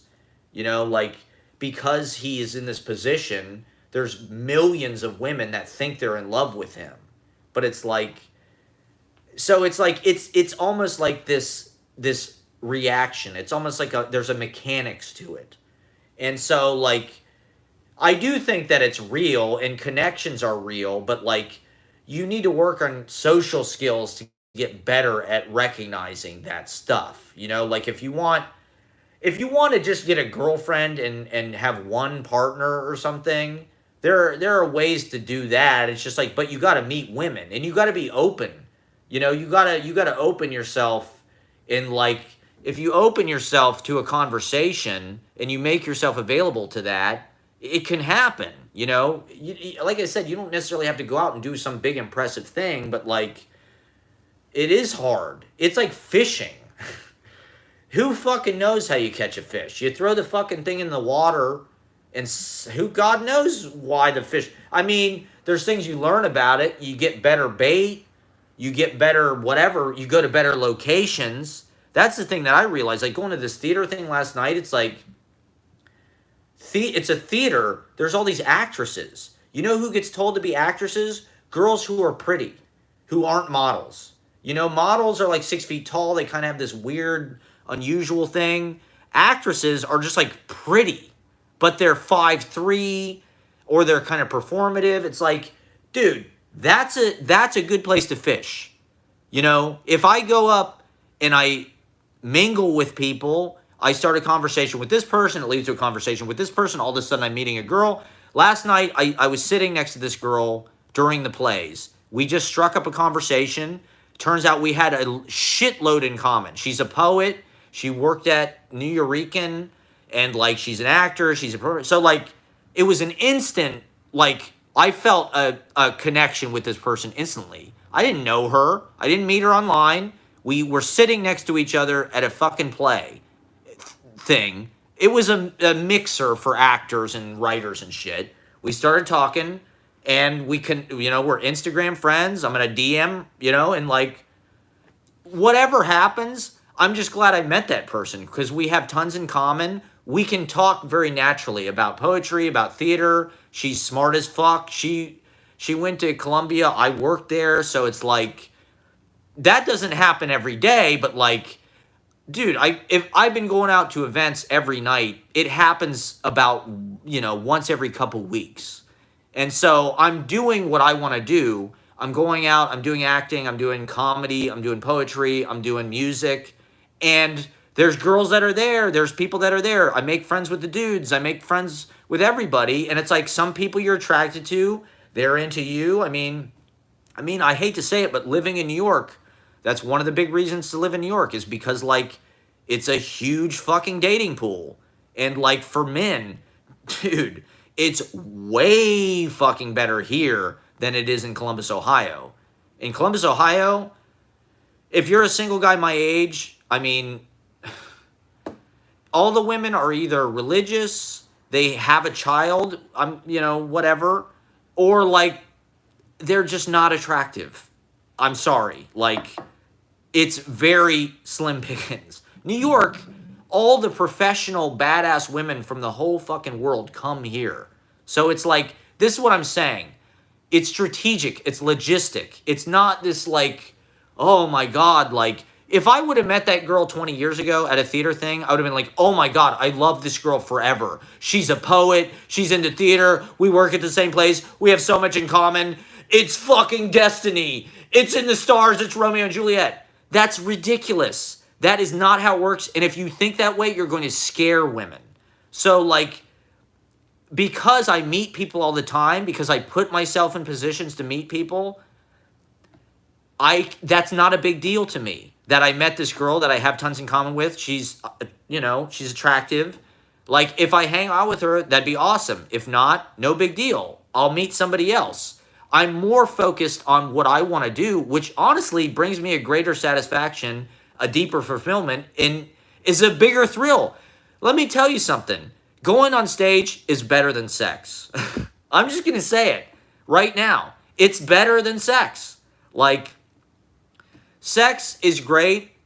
There's a lot of responsibility with sex, and it's a lot of work. Even a girl that likes you, it's a lot of work to get something happening. And unfortunately, like in our world, which is jaded and cynical, it's kind of hard to like with somebody. Women are chasing guys that are successful. They want you to have a high social status. They want you to be tall. They want you to be this and that. You got to find some kind of magic thing. You got to find some kind of allure. And like, you can't do it without socializing. Everybody wants to like fucking order everything through their phone, and we're all like living through our goddamn phones. But it's like, you're going to have way more success with women that if you go out and just socialize with everybody.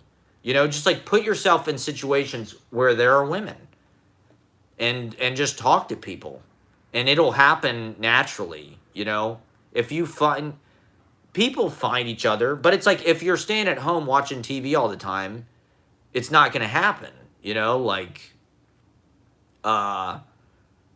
so I don't know. I mean, my view of that now is like it's a bad idea to prioritize that. You can't. You have to live your life and walk your path and chase your goal, and that will happen. I mean, that's what happened with my ex too. The reason why she was attracted to me was because of my talent and my work ethic when it came to, and my determination. I was booking gigs. I was playing gigs. I was throwing parties. I was out going hard. You know, I was a musician. I was trying to do it. She wasn't doing that. So I pulled her into this whole world of momentum. She's playing gigs. It's exciting. You know, like in how they describe this a lot is they say whoever has the strongest frame is the most attractive, or they default. And so like if you create a strong frame for yourself, and what that means is you have a strong life. You know, you have a strong job, or you have some kind of thing you're committed to. Maybe you're in theater, maybe you're have a small business, maybe you, I don't know, have a fucking TikTok page, or you sell clothes. Like, you have a frame, right? Your frame is also like your outlook, right? Your philosophy about everything, like gender dynamics, how men and women relate, work, economy, and your confidence in your frame. If you have more confidence in your frame wins in an argument or in a sort of standoff with the girl, then she enters your world and she goes, "Oh wow, this is exciting being around this guy. He hosts this open mic, or he's in this band, or he's got this business that makes all this money, or he's got whatever the fuck it is. He's got a cool job." It's like all of that shit is part of your frame. And so like my view of it, you can either just talk to girls as much as you fucking possibly can, but like most guys are in a situation that they're desperate, and so like they end up dating girls that like just so they don't want to be alone. Like, they don't want to be alone, and so they just date whoever. And it's like, that's not me. I would much rather be alone. I like being alone. I love it, actually.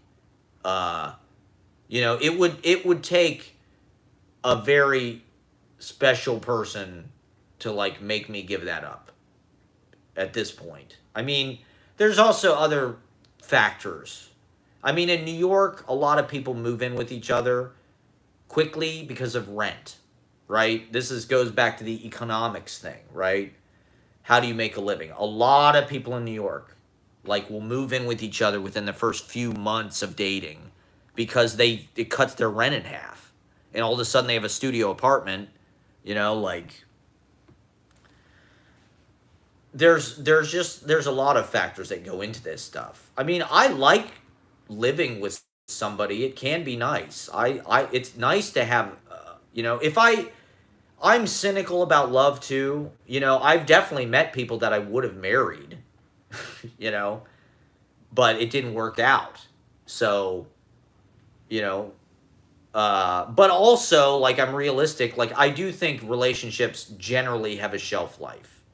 I mean, especially when you're young, but like maybe when you get older, I think when after 40 or so, you kind of like just want somebody to it's less about like your outer life. You just want somebody to stay at home with and kind of watch TV and grow old with. You kind of mellow out. And so having a family also, I think just like you need a partner. You need somebody that like you can count on and somebody who you want to have kids with. You know, I know for me personally, like that's pretty important. I want somebody smart and this and that, you know, who and so uh I'm not actively looking to. My other point about this would be like I never wanted to have a family until I was economically able to do so. You know, I wanted to be a success in my career before I had kids, which now I'm 37, and so I'm getting older. I mean, fucking, I saw Hillary Swank is going to have twins. She's 48. I think people can have kids. I mean, I could definitely have kids when I'm in my 40s, but I'm thinking more about my parents. They want like a grandkid. And so my brother, I don't know if he's going to get on that or what, but somebody's going to have a fucking grandkid soon. And so I'd like to get rich and have a kid within the next like 2 or 3 years. You know, I wouldn't be opposed to that necessarily, but I'm also I'm more focused on just like making some. I'm more. My plan, my tentative plan, is to just do this until I'm 40, and then when I'm 40, then I'll reassess and try and get a real job or whatever. But dude, I'm in New York and I'm going hard. You know, why the fuck stop now? You know. Uh, but I will also say that just like economically, the circumstances are not there for us to even have kids, right?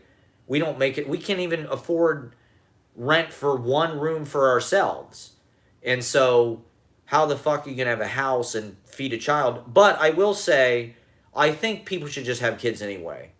I think we're like a little too responsible. Like, you know, if you have a kid, you get money from the government. That's one of the things about America that is true, and it's kind of fucked up. Like, I don't really like that. They should just give you money anyway, but like if you have kids, they send you a check every month.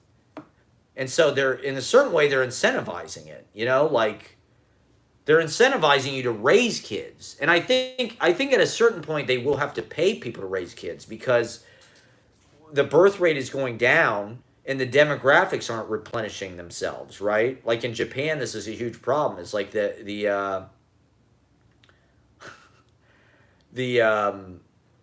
why do you need to have a kid? I'd like to have a kid. I always wanted to have kids, definitely. But I also don't want to like fucking not live my life because I am, you know, like everybody in Columbus, Ohio gets married when they're 25 and has a kid when they're, you know, 30 or whatever.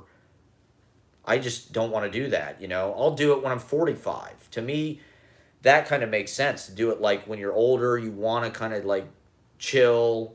You know, when you're young, it's like go out into the world and do shit. I don't know. I thought I should have had a kid when I was like 16. If I would have had a kid when I was 16, they'd be raised already. The kid be 21. You know, I'd already be done with it. That's what I should have done. Now it's like I haven't even fucking started, you know? It's also, I don't know, I see my friends having kids and I kind of get jealous. I'm kind of like, man, I want my DNA to go on, god damn it. Like, I need my DNA to go on. You know, well, that's another aspect of it. My dad's side of the family, a lot of the people in his family, well, they all died. His mom just died and all his brothers died over the past. So there's like no proctors hardly. So I'm like, there needs to be proctors. The DNA is just too good. And this world has too many bad people and too many dumb people. And like, there needs to be more proctors. Like, I'm not saying like that to like toot my own horn or anything. I'm saying it more about them. Like, there's just nobody's having any fucking kids. There is, to some degree, like, life is like this battle between good and evil or something. And a lot of it, I think, is like a population battle. Like, good people need to have children. You know, smart people, nice people, kind people, artistic people need to have fucking children, you know? Like, it's almost like you're populating an army or something, but it's a neutral army. You know, it's an army of just like, if you're bringing good people into the world, you're creating exponential good, because they're going to create good, and they might have children who create good, and those children are going to create good, and they're, you know what I mean? Like, it's going to, whereas if you just die and you don't have any kids, it's like, okay, well, now some dumbass is going to have a bunch of fucking kids, and, you know, they're going to ramp a jet ski into an above ground pool, and, like, that's America. That's America. America is a bunch of fucking, it's idiocracy because dumb white trash are having too many kids. And, you know, nobody in my family has had a kid, really. Neither one of my brothers, so somebody's got to do it. I'm ready. I want to make, you know, okay, I probably shouldn't say this, but, like, I would love to have a lot of kids. I'd love to be Nick Cannon, actually. And more, you know, Screaming Jay Hawkins had like 90 plus kids. How's he not canceled? Like, why not? If you're rich, if you can pay for the kids, if you spend time with the kids, I don't know.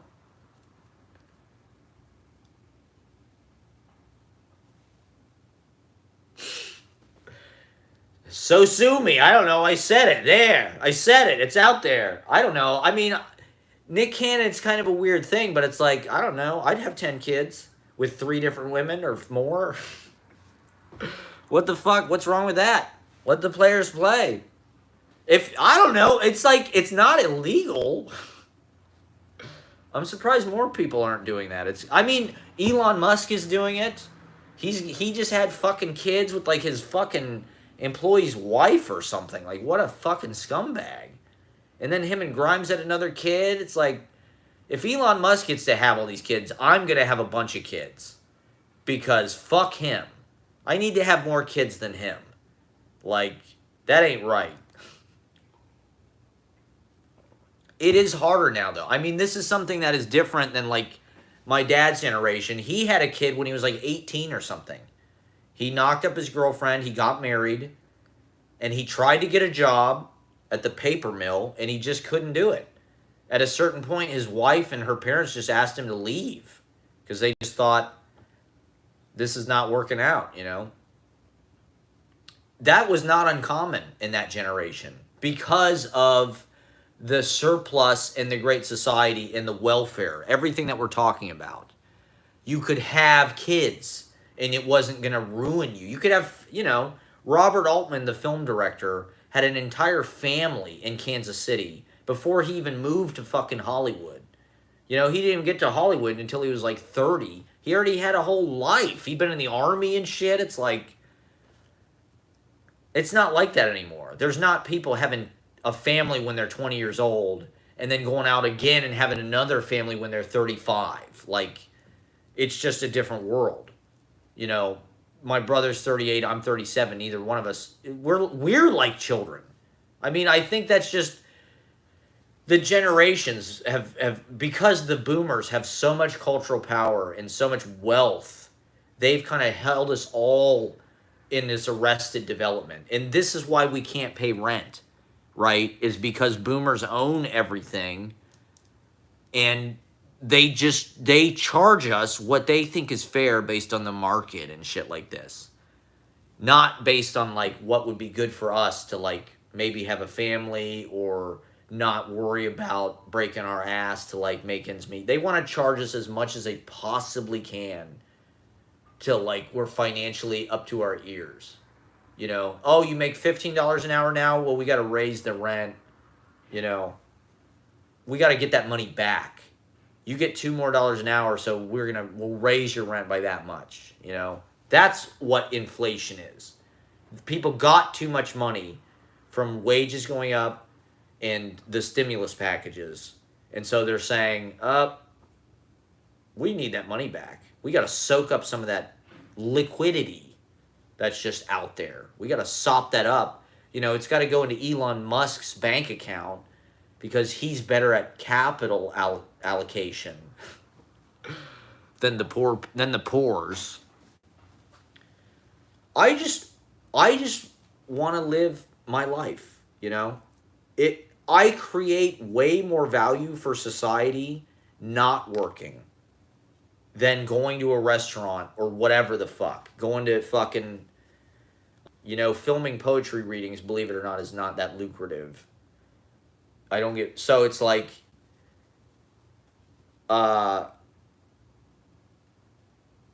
it's all fucked up. It's all backwards. It's all inside out. But I create, those poetry videos are going to be important. They are important for the consciousness of the human race.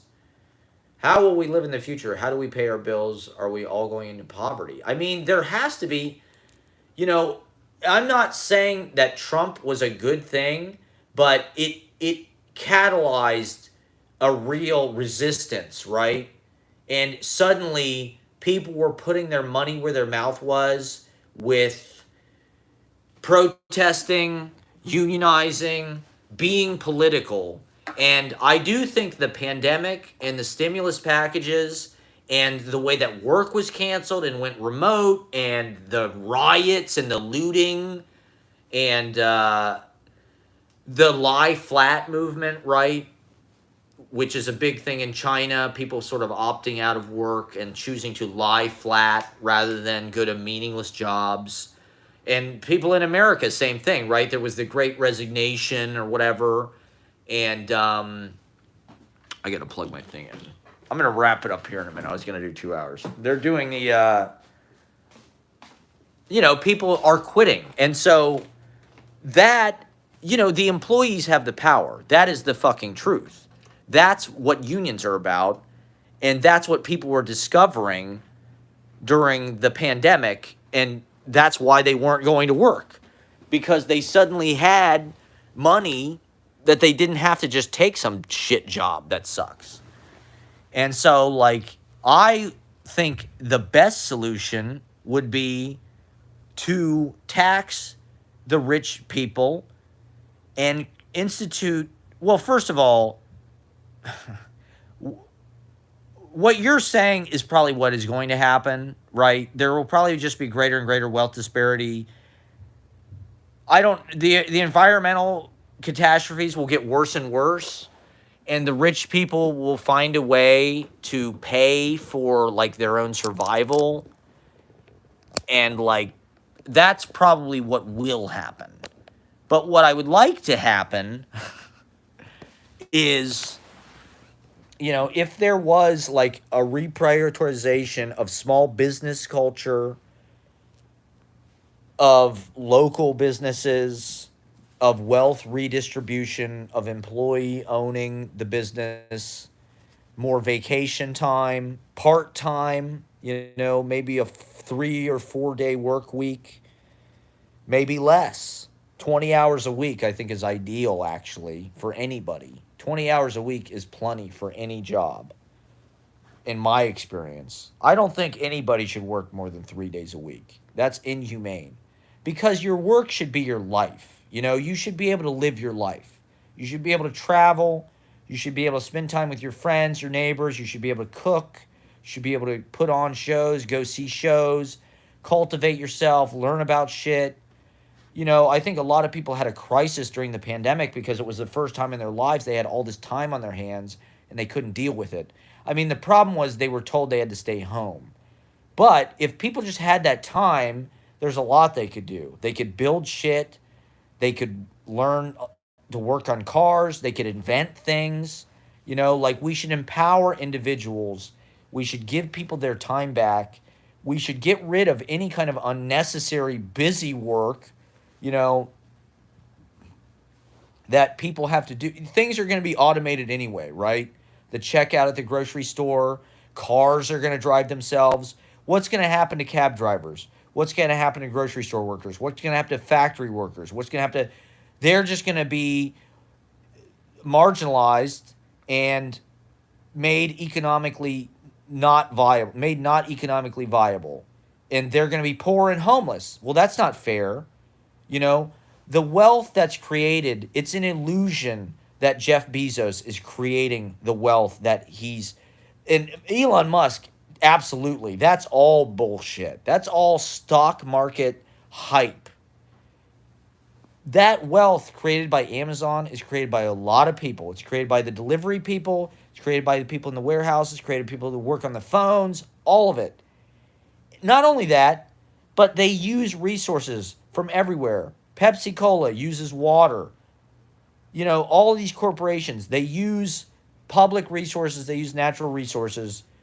They should pay us for that stuff. The internet companies should pay us for our content, for our posts, for even being on their fucking services. Facebook should pay us. Twitter should pay us. Instagram should pay us. And not just the people who have fucking followers. Like, we're giving them information that they sell to advertisers who that's our information. Like, we should get a cut of that. Like, there are ways that they could monetize things. That's all work is. They choose to monetize certain things. They say, "Hey, you come here, you bust these dishes, I'll give you this amount of money." They're monetizing it. That could be anything. All you have to do is create demand. And a lot of demand is just people that already have power paying, using the channels they already have. You know, like, look at Netflix, look at TV shows. Do we want to watch this shit they put on? We have to watch it because it's what they choose to make. Movies, all these fucking Avenger movies and shit. I don't want to see this shit. I suppose there is like a market demand for it, but like the studios want it. They make more money so they can pay out their shareholders. The audiences don't want it. I mean, the audiences will pay for it because they're stupid as fuck and it's lowest common denominator. But like, that's not good. That's not value. You know, McDonald's is not value. Nutrition is value. Something that has vitamins and minerals. A salad is value, right? Poetry is value. People don't want to eat a fucking salad. They want a donut. They want a jelly filled donut or a cake or a bacon cheeseburger. They don't want poetry. They want some titties in their face. They want Howard Stern. They want wrestling. I'm not against that shit. Cheeseburgers are delicious. But they're going to kill you. You know, like, vegetables can be even more delicious. They want to feed you the cheeseburger because they want you to get fat and numb and blind. Because they're stuffing you, they're fattening the cattle for the slaughter. The Americans are Goyim. America is a big fucking farm. The people are livestock. They feed them dog food. They feed them McDonald's, drive through, Burger King. It's all garbage. They're animals. The people in New York and LA act like they are the owners. They tax the fucking. Good. Keep writing scripts. Get some friends to read them. Go out and get some actresses to read them. Make a movie. Make some movies. Make some content. Just stay out of the bullshit, you know? That's freedom. Do what you love all the fucking time and let the fucking chips fall where they may, you know? Fuck working, fuck paying bills. Don't let them scare you. That's what it's all about. They just want to scare people. Homelessness is used as something to scare the shit out of people. It's a scarecrow. It says, hey, you know, you better stay in line. You better do what your boss says, or you're going to be in a fucking wheelchair and your foot is going to be the size of your head because you've got the gout and you've got some weird rash. And you've got pink eye.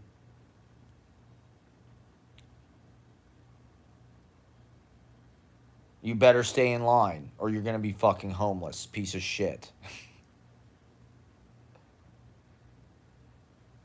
Look at LA. Look at San Francisco. These cities overrun because of the liberal mayors.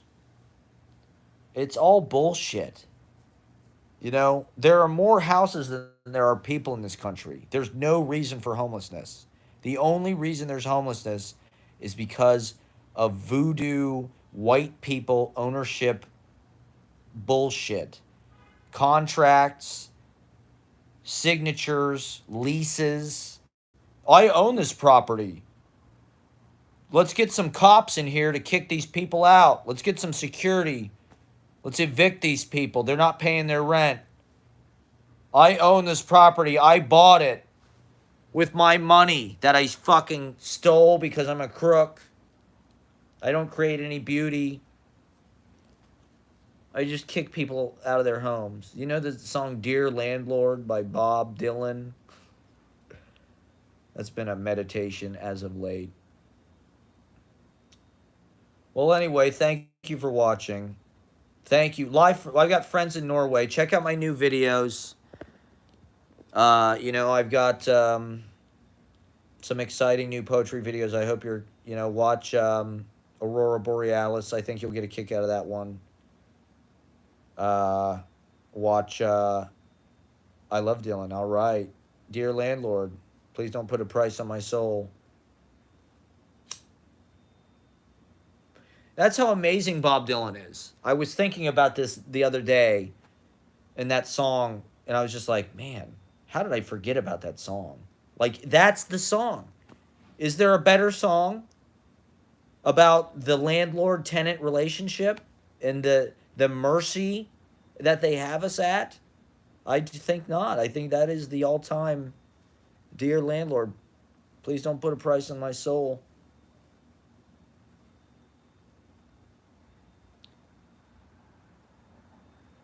Blood on the Tracks, baby. That's right. If you listen to Joker Man podcast, you should check out Joker Man podcast. It's available on iTunes. It's all about Bob Dylan. They go through every fucking. It's all about like the kind of like Bob Dylan stuff that other people kind of think is garbage, like all the '80s stuff.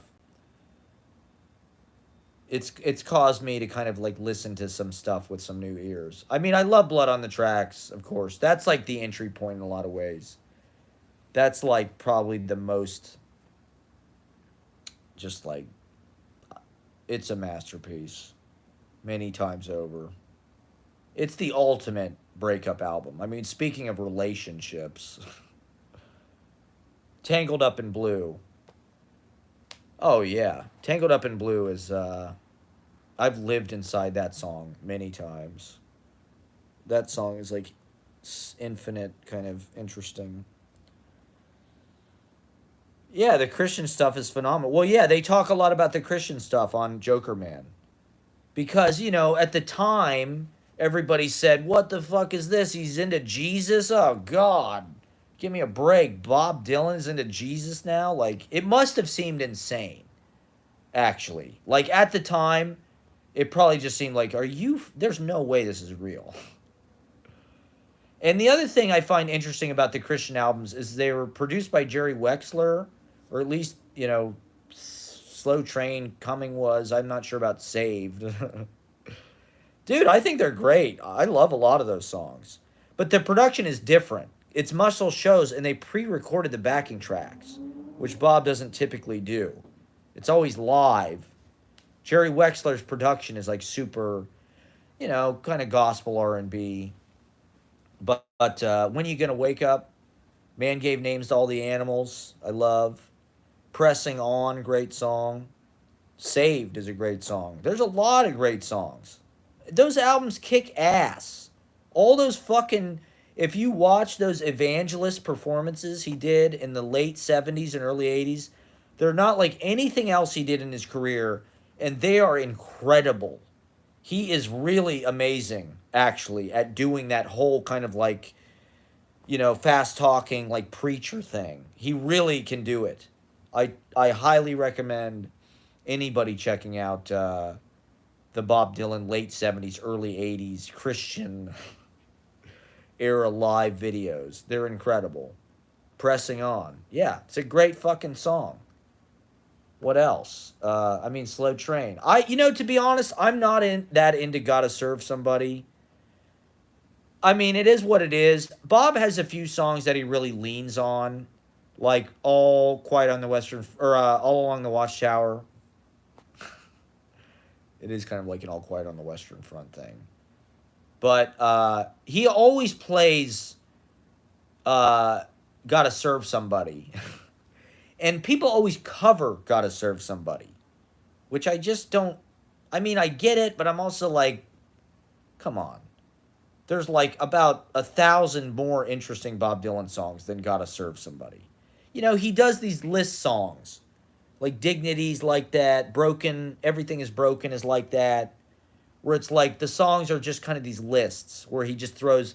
You may be a ambassador to England or France. He just throws in all these fucking things that you might be this, you might be that, but you got to serve somebody. It's a great song, but like, it's not that interesting. Actually, it's just like once you're in it, you just know what it's gonna be. It's like a poem. There's a lot of poems like that, but like, how has that song become like this cover song that everybody does? It's like. It's one of his Christian era songs, which is interesting, I find. He played it on Saturday Night Live, for Christ's sake. He's only played Saturday Night Live once, which I find very interesting.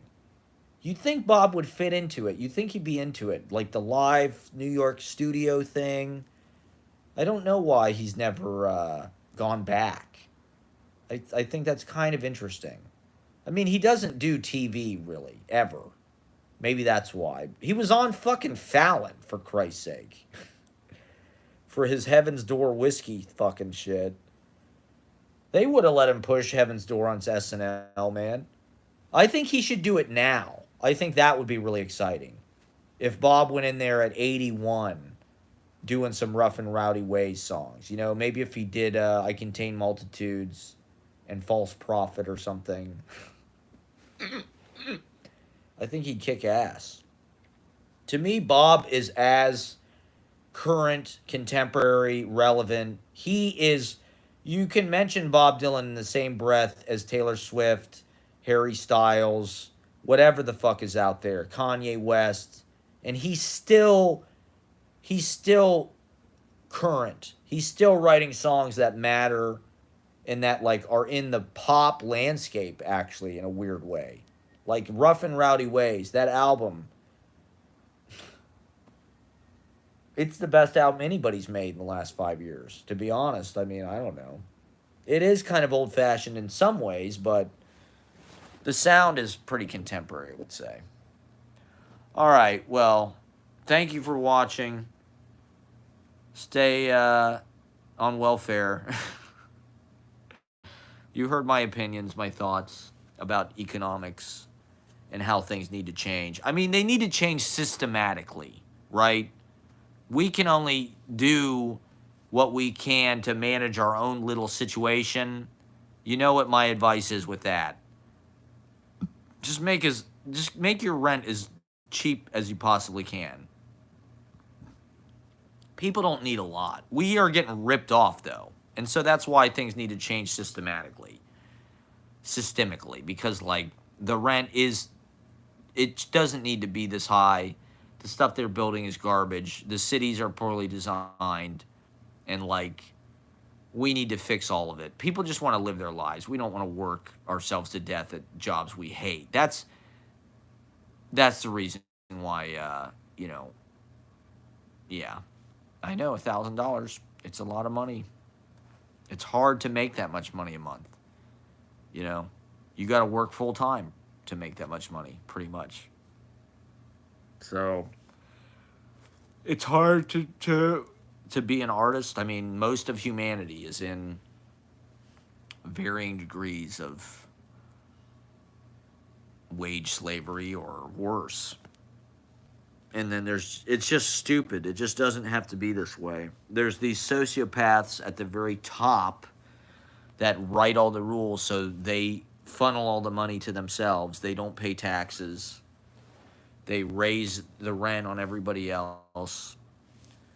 And we have to do all the work and pay all the taxes.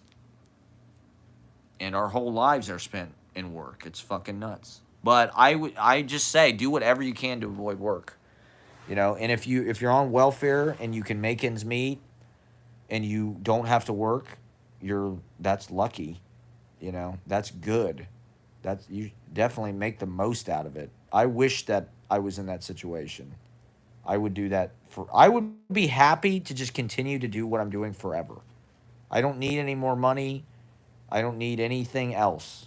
If I could just sustain what I'm doing forever, that's all. There isn't really a deeper satisfaction than that, you know?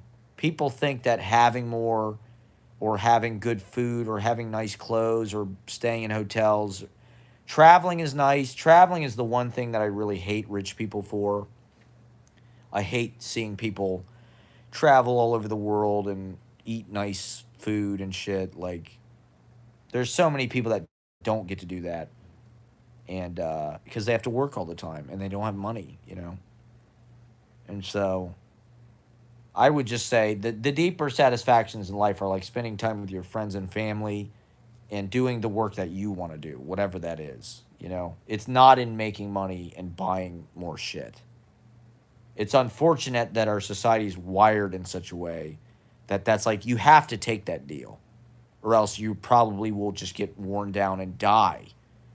You know, in America, people are just worn down.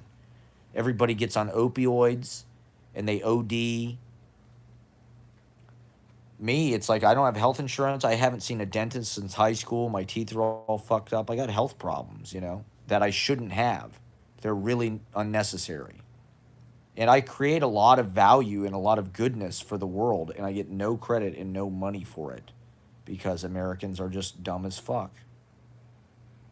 And they only pay attention to what their corporate overlords tell them is good and is on, you know, streaming services or Hulu or whatever. Brand name bullshit. All right, well, have a great day. Keep fighting the fight. Keep writing your scripts. Thank you for watching. We'll see you next time. Check out some of my city life videos. I've got some exciting new ones coming soon. I'm editing them now.